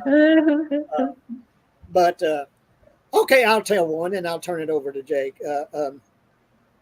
I couldn't have been more than 5, 6 years old, and I knew what marijuana was because of Kathy. She turned me on, and she had a real nice stereo in her room, and she had Cheech and Chong on 8-track. And what was it? A Child's Garden of Grass. That wasn't Cheech and Chong, but it wasn't Cheech and Chong, Child's Garden of Grass, but it was all about pot, all about marijuana. Yeah, about how it makes you feel and stuff. Yeah, it was like funny songs and little skits and stuff, but it was all about pot. But she also had Cheech and Chong on 8-track. Yeah. So I knew what pot was. I didn't know Kathy was smoking it at the time. I should have known. She got all this shit, about pot. I should have known she was imbibing also. And I think mom and I don't know about daddy, but I'm sure daddy knew that you would do it sometimes, you know. And so No, no, no, he didn't know. Because I thought his attitude was, well, don't get caught, you know, sis. no. He was deputized. Yeah. Daddy was a deputy. But anyway, I I'm ain't out here. stupid. I'm at the concession and I'm playing in the game room, and I go outside and I'm playing outside, you know, outside of the store, and I see some, I guess I'll call them hippies, they're sitting out on the lawn right there on the side of the store. They're sitting on the lawn and they're kind of sitting there cross-legged and they're smoking cigarettes. I just think they're cigarettes. I just think they're smoking cigarettes. Well, they're smoking pot's what they're doing. And I think it was Daddy that saw it and said, I be goddamn, are y'all out there smoking, you know? And he called old Buddy Stewart. And that was the constable. And he lived at Lake Mahia. He lived up the road there. Not Buddy. That was my fiance when I was a teenager. Not Buddy Stewart, Buddy Taylor. Buddy Taylor. There you Buddy, go. I'm Buddy with you now. Yeah, not Buddy Stewart, Buddy Taylor. He was the constable there. And he called him and he made them guys, don't you go nowhere. No, you sit right there, you know. And of course, they were so damn stone. They probably wouldn't want to get up anyway. Oh, JC, you ain't hurting nobody, you know. And it was 4 or 5 of them just sitting there, like, say, cross-legged. I think they were barefoot. Their joint. Yeah. I think they were sitting there like I am. I think they were sitting there barefoot, you know, cross-legged and smoking pot. But I didn't know. I just thought they were cigarettes. I didn't know it was pot until Buddy Taylor shows up. And he's standing there and he's sort of pacing around and he's giving them, you know, the reading them the riot act, old Buddy Taylor. Now, I ain't going to run you guys in. I ain't going to arrest you, but don't let me catch you here again with that shit, you know. And just, he gave them, and so Mama made me come inside the store, and there was a window there on the side. Big picture window. Watch. So I stood there and watched the window and watched Buddy Taylor pacing around and giving them a lecture, little potheads, but they were smiling and laughing. They thought it was funny. They was like, because they were so stoned. But I think it was later. I think it might have been you that explained to me what was going on, Yeah. Well, see, I was, I guess you was 6 and I was 15 when that happened. And finally I said, well, there's cigarettes and then there's what Daddy will call wacky weed. And that's what they're smoking, Jay, and it makes them drunk like beer. Oh, and he had seen his Uncle Willie drunk because my uncle used to come down from Grand Prairie and go to the bars and just tear down and then drive out to our house, and Daddy'd have to go help him in the house into the bed, in our spare bedroom. Yeah. So Jay knew what drunk was. I said, yeah, it makes them drunk, like that beer. You go, oh, okay. But I mean, you were so young, I didn't know if you still if you grasped what that was or not. Maybe that was my first sort of encounter with the stuff, or the knowledge of it, and then I guess it was later that you got the Cheech and Chong and the Child's Garden of Grass and all that. And I used to love going in there and sitting on the bed with you and just listening to that stuff. You let me, I just felt like you were sharing something with me, like it. And you'd say to Jay, don't be telling Mom and Daddy about this, Bad influence. Yeah, don't be. And no, I won't, but I just had so much fun listening to those old 8 tracks, Cheech and Chong and stuff like that. But that's what sort of my introduction to pot is watching these potheads getting lectured by Buddy Taylor. So yeah. Okay, Jake, you got one for us? Yes, I do. And this is more recently in 2009. I was like 21 and 22. I was, anyways. I was getting unemployment at the time, and I had like, I don't know, let's say $300 or something like that. I bought I got a cab to Toledo, Ohio, and I hopped a Greyhound to New York City. And I didn't tell anybody about it. And my sister called me because she wanted me to go and spend the night and hang out with my nephew and niece and no, my nephews and niece at that time. And I'm like, well, no, I'm just gonna stay home and chill. And here I'm on a bus Greyhound to New York, and then I ended up seeing Sex in the City, the movie there, and I walked around at Central Park during the day, but I wound up at a hostel first, well, and then I just took off from there, and then I even I sent a picture of this advertisement, but it said Chicago, so I texted a picture of that, and I texted my friend, yeah, I'm in Chicago, and then he called me, and then I said, no, I'm actually in New York. And then he got, he was scared, so he called his mom and her boyfriend, and then they called my mom and my mom's boyfriend's stepdad, now divorced, but that's another story. But yeah, so and they had to come and get me, and I had to run out of money. And on the way home, my freaking jeans had split from here, from my crotch all the way to my leg on the right side. I made my mom worry, and other family, but I learned a lesson, and I had a good time. But I mean, you've got lifetime memories, though.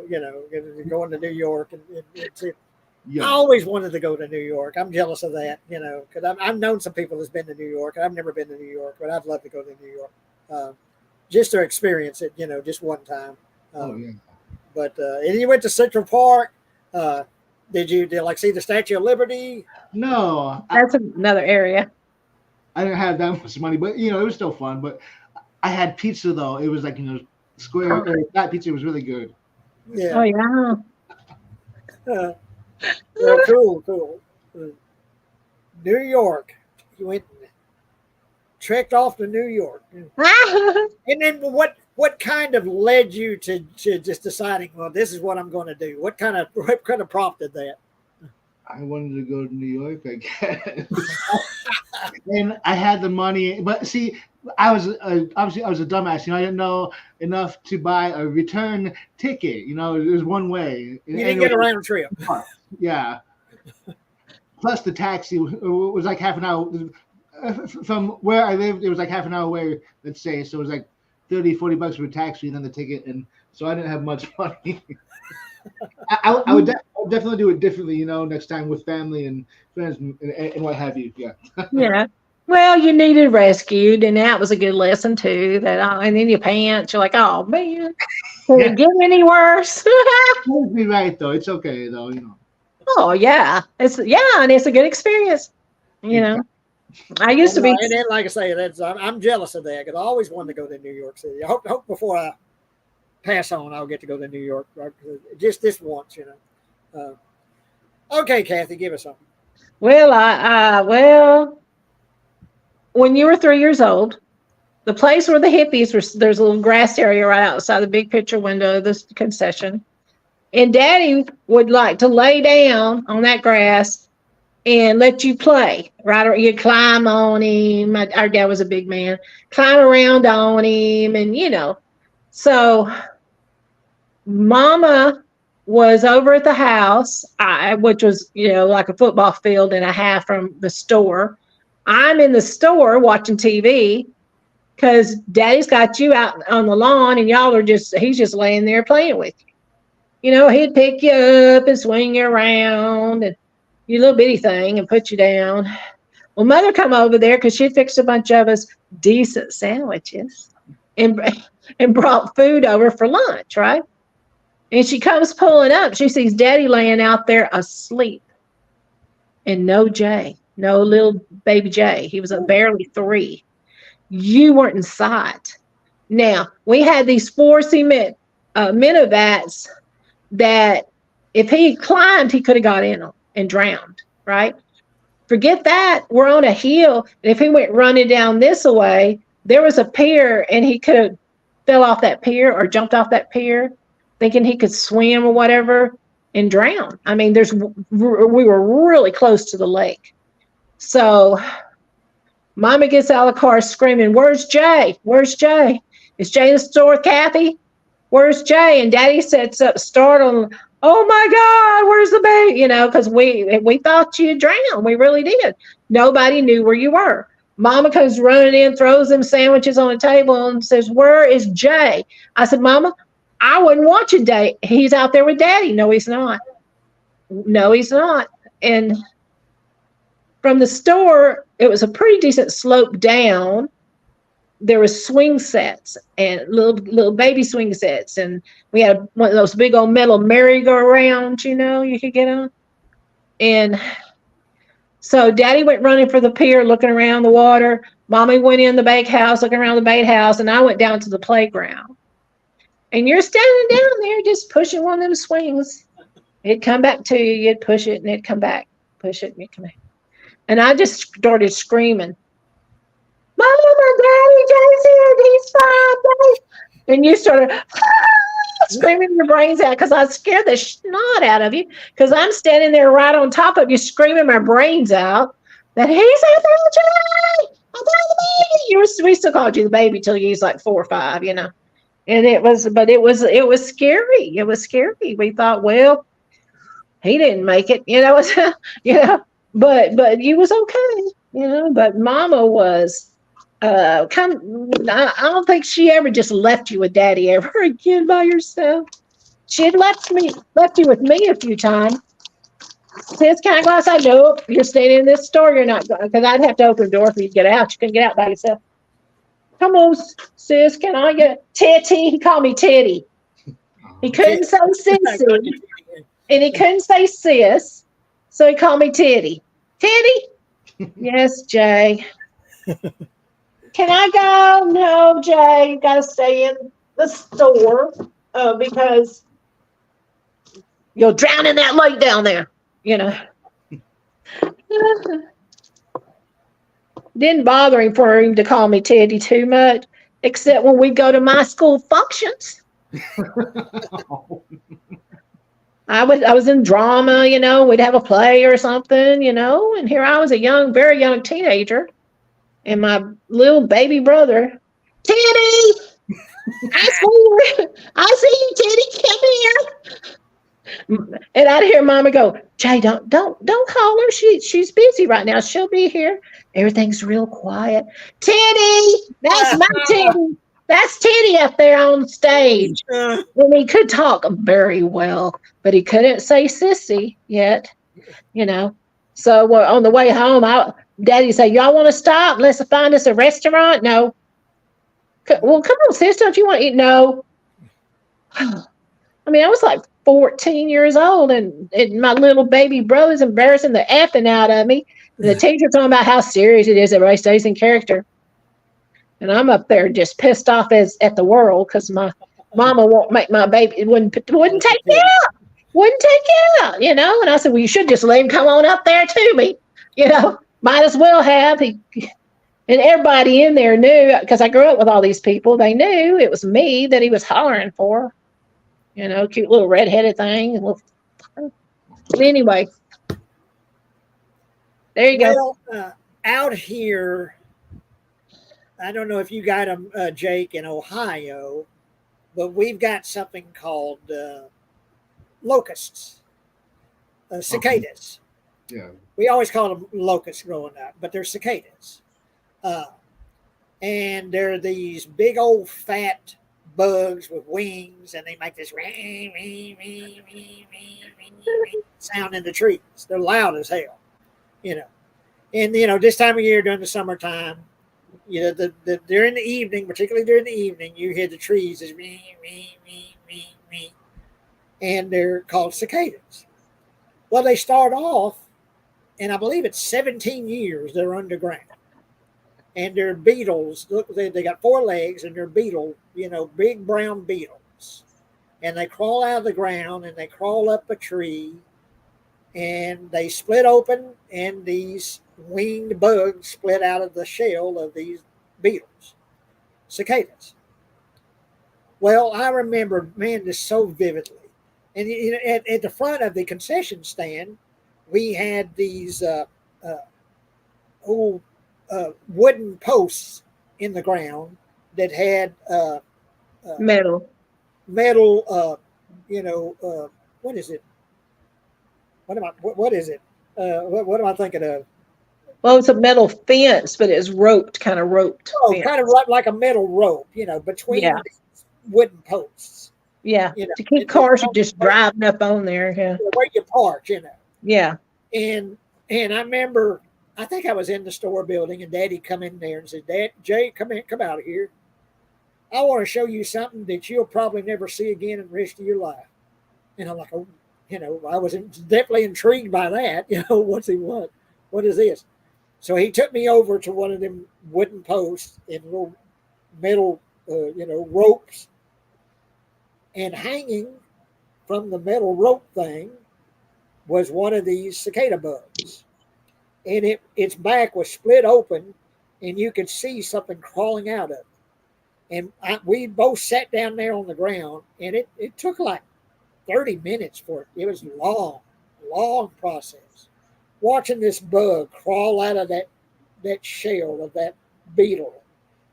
And then, its wings are all wrapped up inside of itself, and its wings slowly unfold in the sun.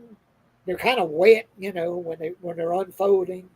And we sat there and watched that whole process and watched this cicada breaking out of its shell, out of this bug, and crawling, and then its wings expanding.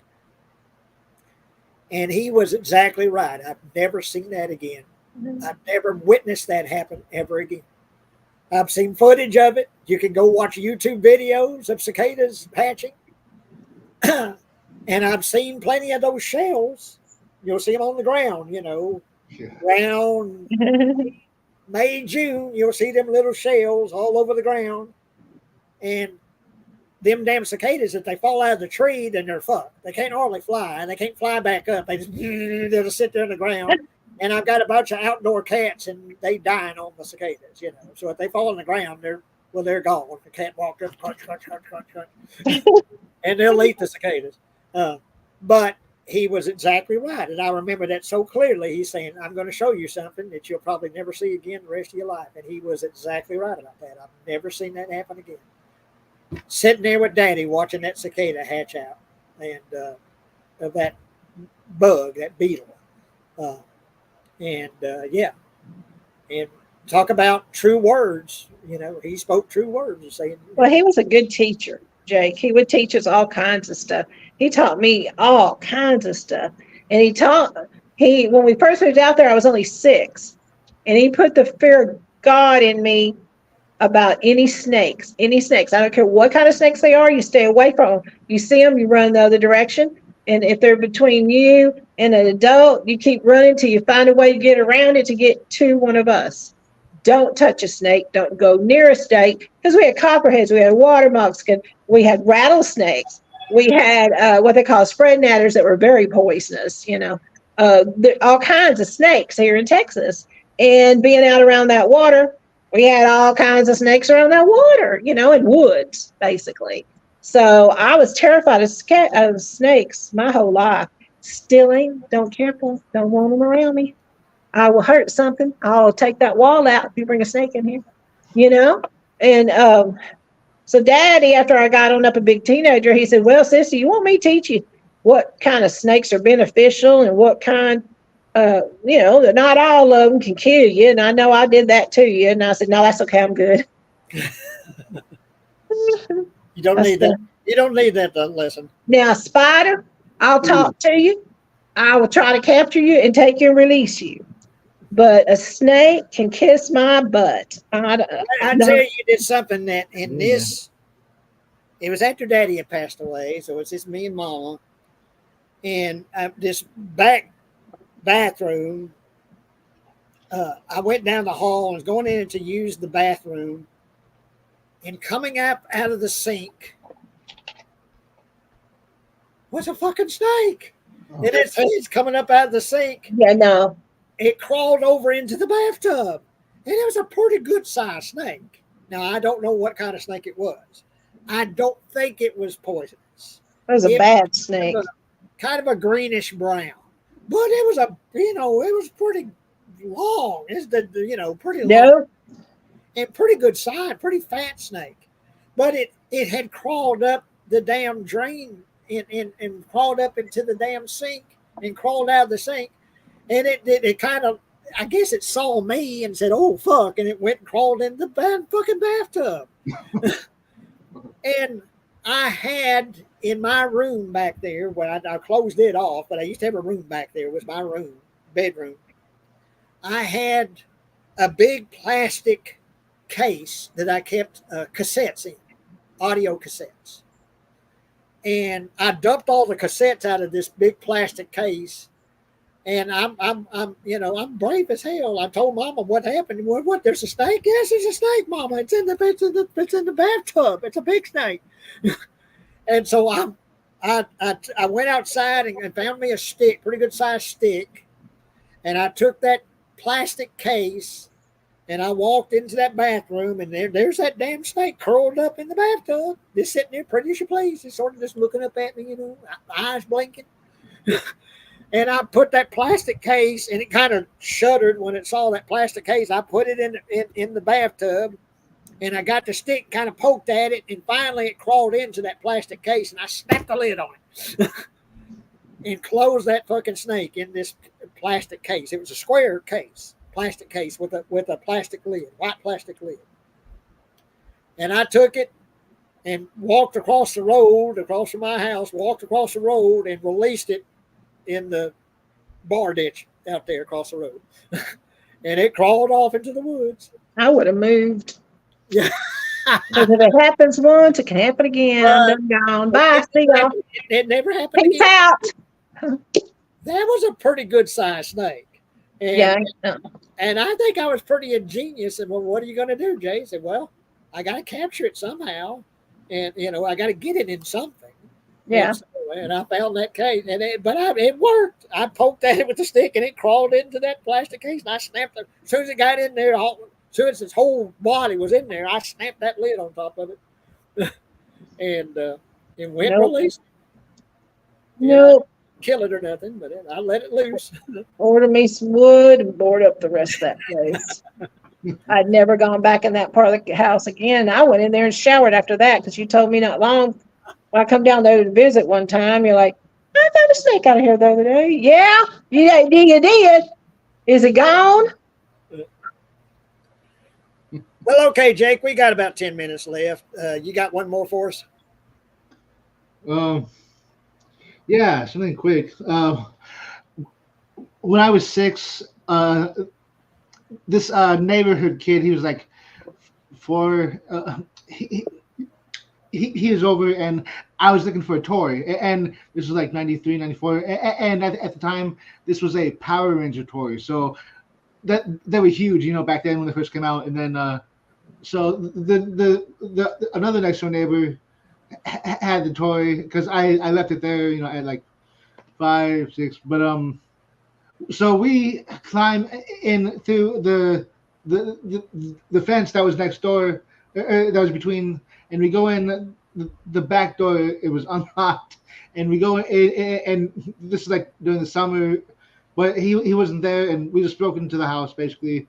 Well, now we broke in. We opened the door, and we opened up the room looking for the toy, and then his mom and grandpa came in, and they called my mom and dad, and I was hiding under my bed, and my dad, obviously he spanked me, which I deserved, but man, it was like. B&E at 6 years old. Come on. I was just going to get my toy. Yes. Door was unlocked. And like 3 or 4 months later, he brought the toy over. But they had an in-ground pool next door, either in-ground pool or a pool. But we used to be able to swim for free. And after that, I'm told that we never got to. We were able to swim anymore. You weren't invited over anymore. That's sad. Oh, Lord, I tell you. Yeah, I kind of missed that house that was tore down that we grew up in. It smelled like cat TT'd all over the walls in it last time Jay and I took a tour of it. But still, that's where I grew. I lived quite a few years coming up. I got engaged in that house. Um, I moved out and lived with my best friend in town my junior year, and I went back my senior year to help Daddy. And I wish I'd known my junior year that summer that I worked at the marina that would be the last summer. My family packed up and moved while I was visiting a cousin in Amarillo and didn't tell me they were moving. Now, talk about feeling. 75. Yeah, the year I graduated high school. Now, I wasn't going to stay there forever, but I would have liked to know because everything in my room was given away that I left, and there's some things I really wish I still had. So I kind of felt a little bit shafted by my family, my mom and my dad, and my mother. When I got back, she says, "Well, you've got a room. You've got your own room, and look, it's there. Here it is." And I'm like, "Yeah, that's nice. Where's my stuff?" He said, "Well, we got you bed." And I'm like, "Oh my Lord," because I don't know. I just felt like I was treated ugly. And I think that's why I tend to like to buy things that I like. When I like them, I just get them when I can afford them. You know what I mean? Hell yeah, absolutely. I had a bunch of comic books that I loved my comic books. Those were given away. Yeah, I went through a comic book phase too. I still got a few of them. In Mad Magazine, man, I still got a big old. That's we're gonna have another show and tell someday, and I'll show a bunch of my Mad magazines. But I still got in a case, the old Mad magazine, and that was something that I always bought was Mad magazine, and that was my magazine, Mad magazine. Yeah, it'd been nice to, it's 50 years ago, and am I still bitter? Yeah, it'd been nice to have an option to know that my family was not going to be living there, and I would take all my personal things with me when I went on the trip to see my cousin and her husband in the Air Force, and I wouldn't have left anything that I really wanted in there. And then about 6, 8 months later, one of the ladies come by the store, and she goes, "Kathy," and I said, "Yeah." She said, "You want your high school annuals?" I said, "Yeah, that would be nice." And she brought them to me. I'm like, "Look at you. Anything else?" She said, "No, your mom just clear it out. We don't care." And I just said, "Oh my gosh." Beyond heartbroken. And 50 years later, sitting here today, yeah, still a little bitter about that one. So anybody that, please don't do that to I don't care if they are 18. Don't do that to your kids. Don't give away their things like that because it leaves scars, man. It sucked.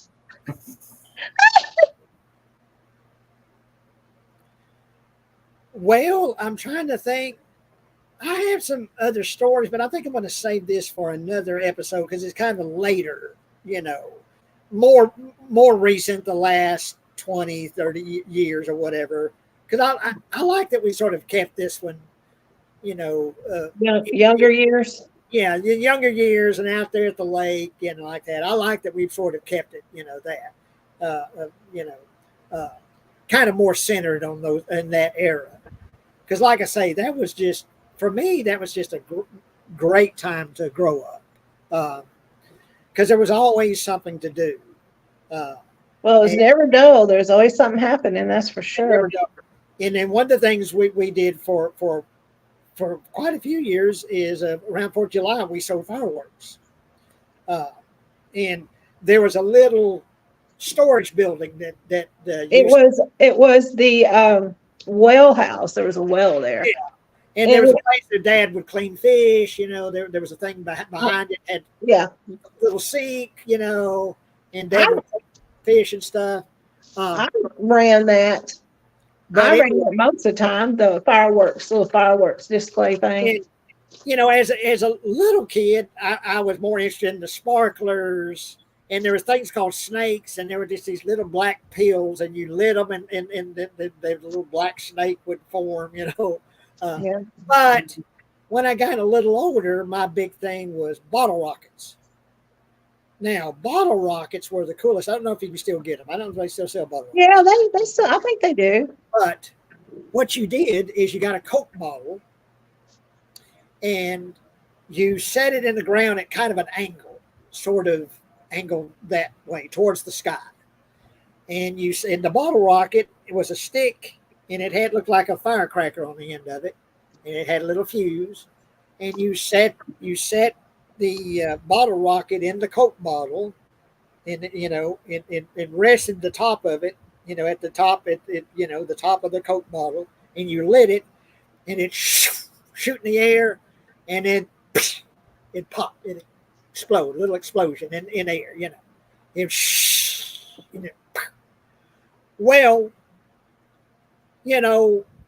poor daddy is busy with the store. He can't be watching me all the time, watching what I'm doing, and so he's kind of, when I'm 5, 6, 7 years old, it's like, okay, you're old enough to take care of yourself and watch yourself and not do something stupid. Well, no, I'm not that smart.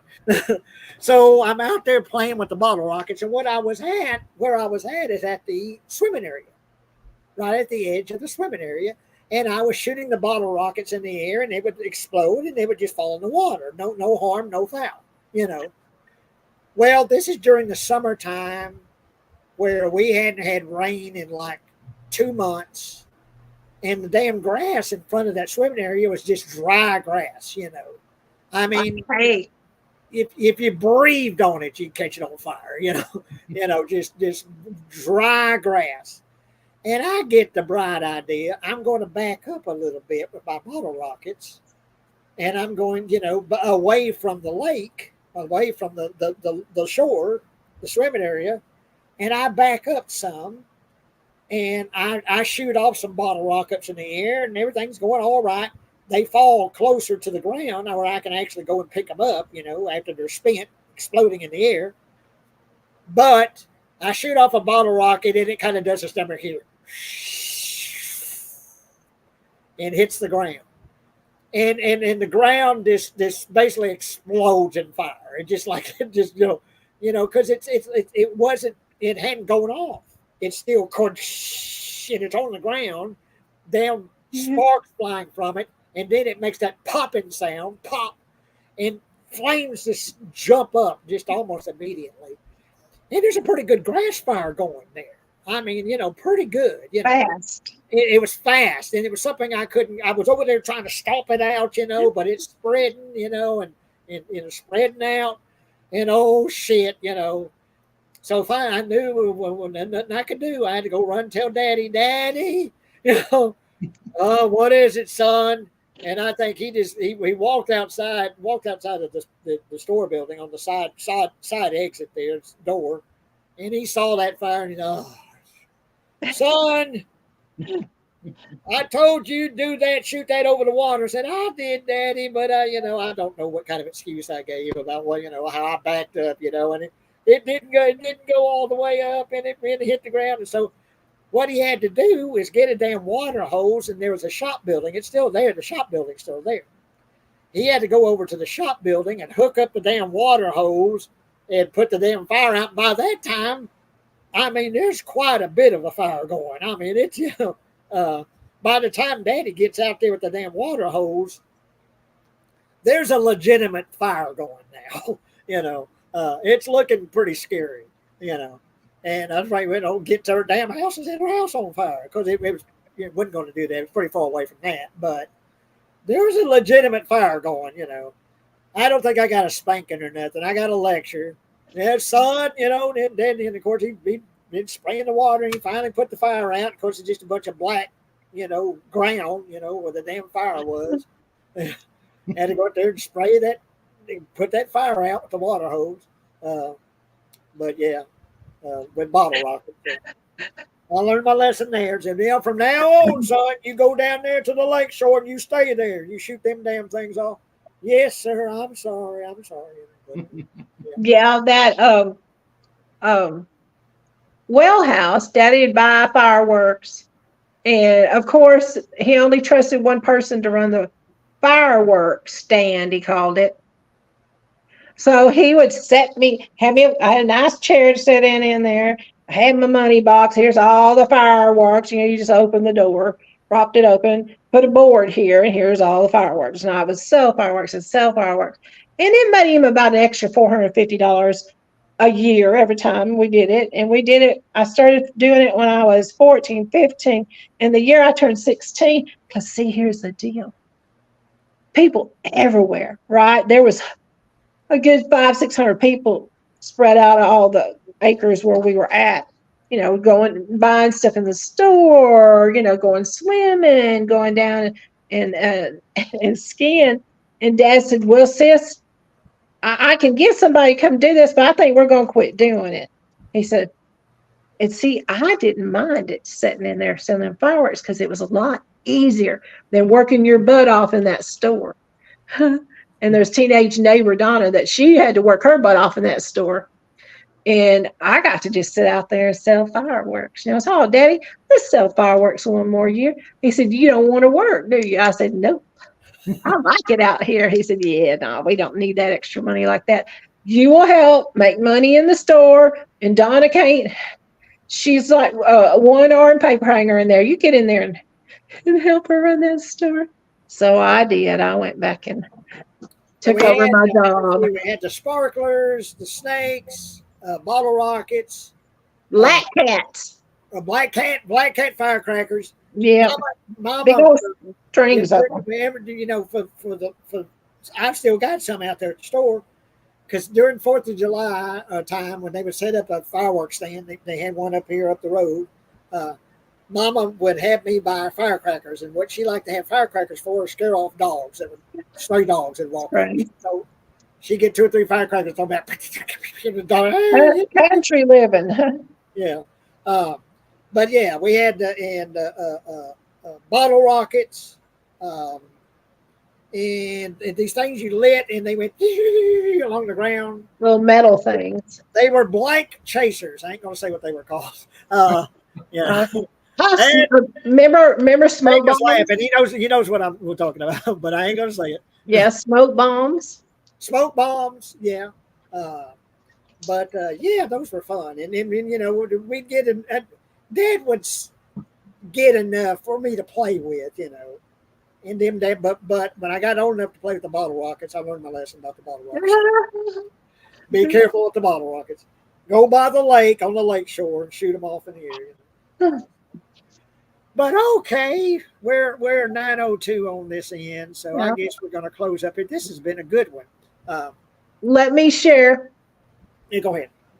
Kathy Bradshaw 5777 on YouTube. My channel is doing quite well. I have well over 300 views on my Trina's Ghost Story. I have about 170 views on my ghost story. And y'all, I have been getting some submissions, quite a few submissions. In fact, I got a submission of a real creepy story from a theologist professor that teaches theology at Chicago Seminary School. Oh. So he sent me an email. It's creepy, So, he said, you can't believe in heaven and hell and not believe in God and the devil. And he said, do you mind if I submit a story? I want to email it. And I said, sure. I was just freaked out when I got it. I'm reading it. And I'm like, oh my gosh, I can't wait to share this. But I'll digress. And so I will be having, and my cousin used to work on the south rim of the Grand Canyon in this bookstore housing area that was owned by this gentleman that lived there for many, many, many years. And she says there's some creepy things that happened there. And she shared that with me. She's going to let me share that. And then 4 or 5 more came through today. I hadn't even had a chance to review. Now, did I intend for people to submit their paranormal or ghost or angel stories to me? Well, I didn't intend to do that.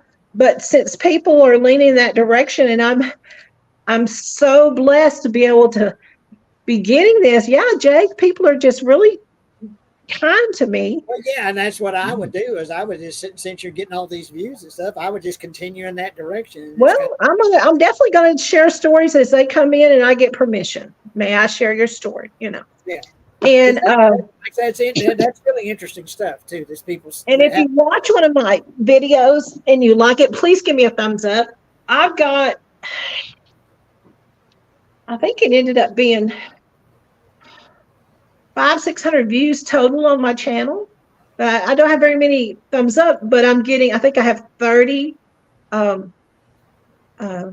followers now. Thank you. Thank y'all. I'm wearing my Route 66 shirt. Yeah, I like that. The girl, I like the girl. So that's what's shaking at Kathy Bradshaw 5777. There's a lot of Kathy Bradshaws now on Facebook, but that's how you can find my channel for sure. Real easy. Please join. Please follow. If you like what you see, please give me a thumbs up. What you got coming up, Jake? They do it for us on Being Real. Please give us click that thumbs up button. And we appreciate it. Jake, the horror movie geek, or Eye for Horror. He's got a channel. He gets interviews with some really interesting folks, from like horror movies and stuff. He did a voiceover artist that I think is really interesting. Go and join his channel. What is it? It's Eye for Horror and Jake the Horror Movie Geek. Yeah. And besides the convention you have coming up, Jake, have you got anything else that you're planning or hoping? Anybody you're hoping to get as far as an interview?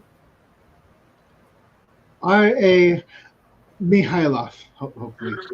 Oh, hopefully, yeah. We'll keep our fingers crossed that comes through pretty good for you. Thank you. Cool.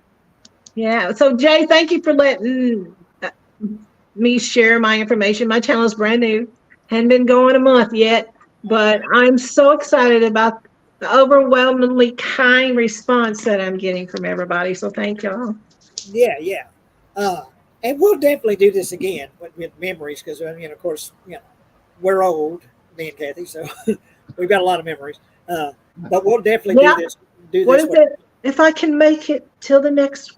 Get your back straightened up.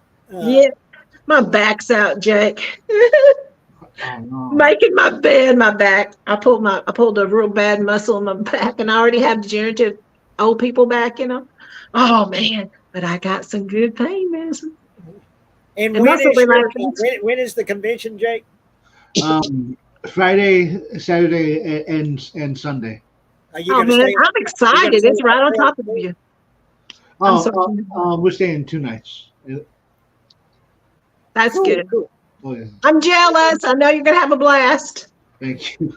And I'm assuming you're going to share on your channel, interviews or not interviews, but autographs you've got, or maybe get some footage on there. And if not, just talk about going. Or just talk about it, yeah. You were talking about getting to go, and I enjoyed the heck out of hearing that one. Sorry, y'all, I'm trying to plug up my phone. Yeah, and I enjoyed hearing you talk about getting to go. We're talking about planning to go, in other words. But okay, this has been a good one. I've enjoyed this quite a bit. Memory lane.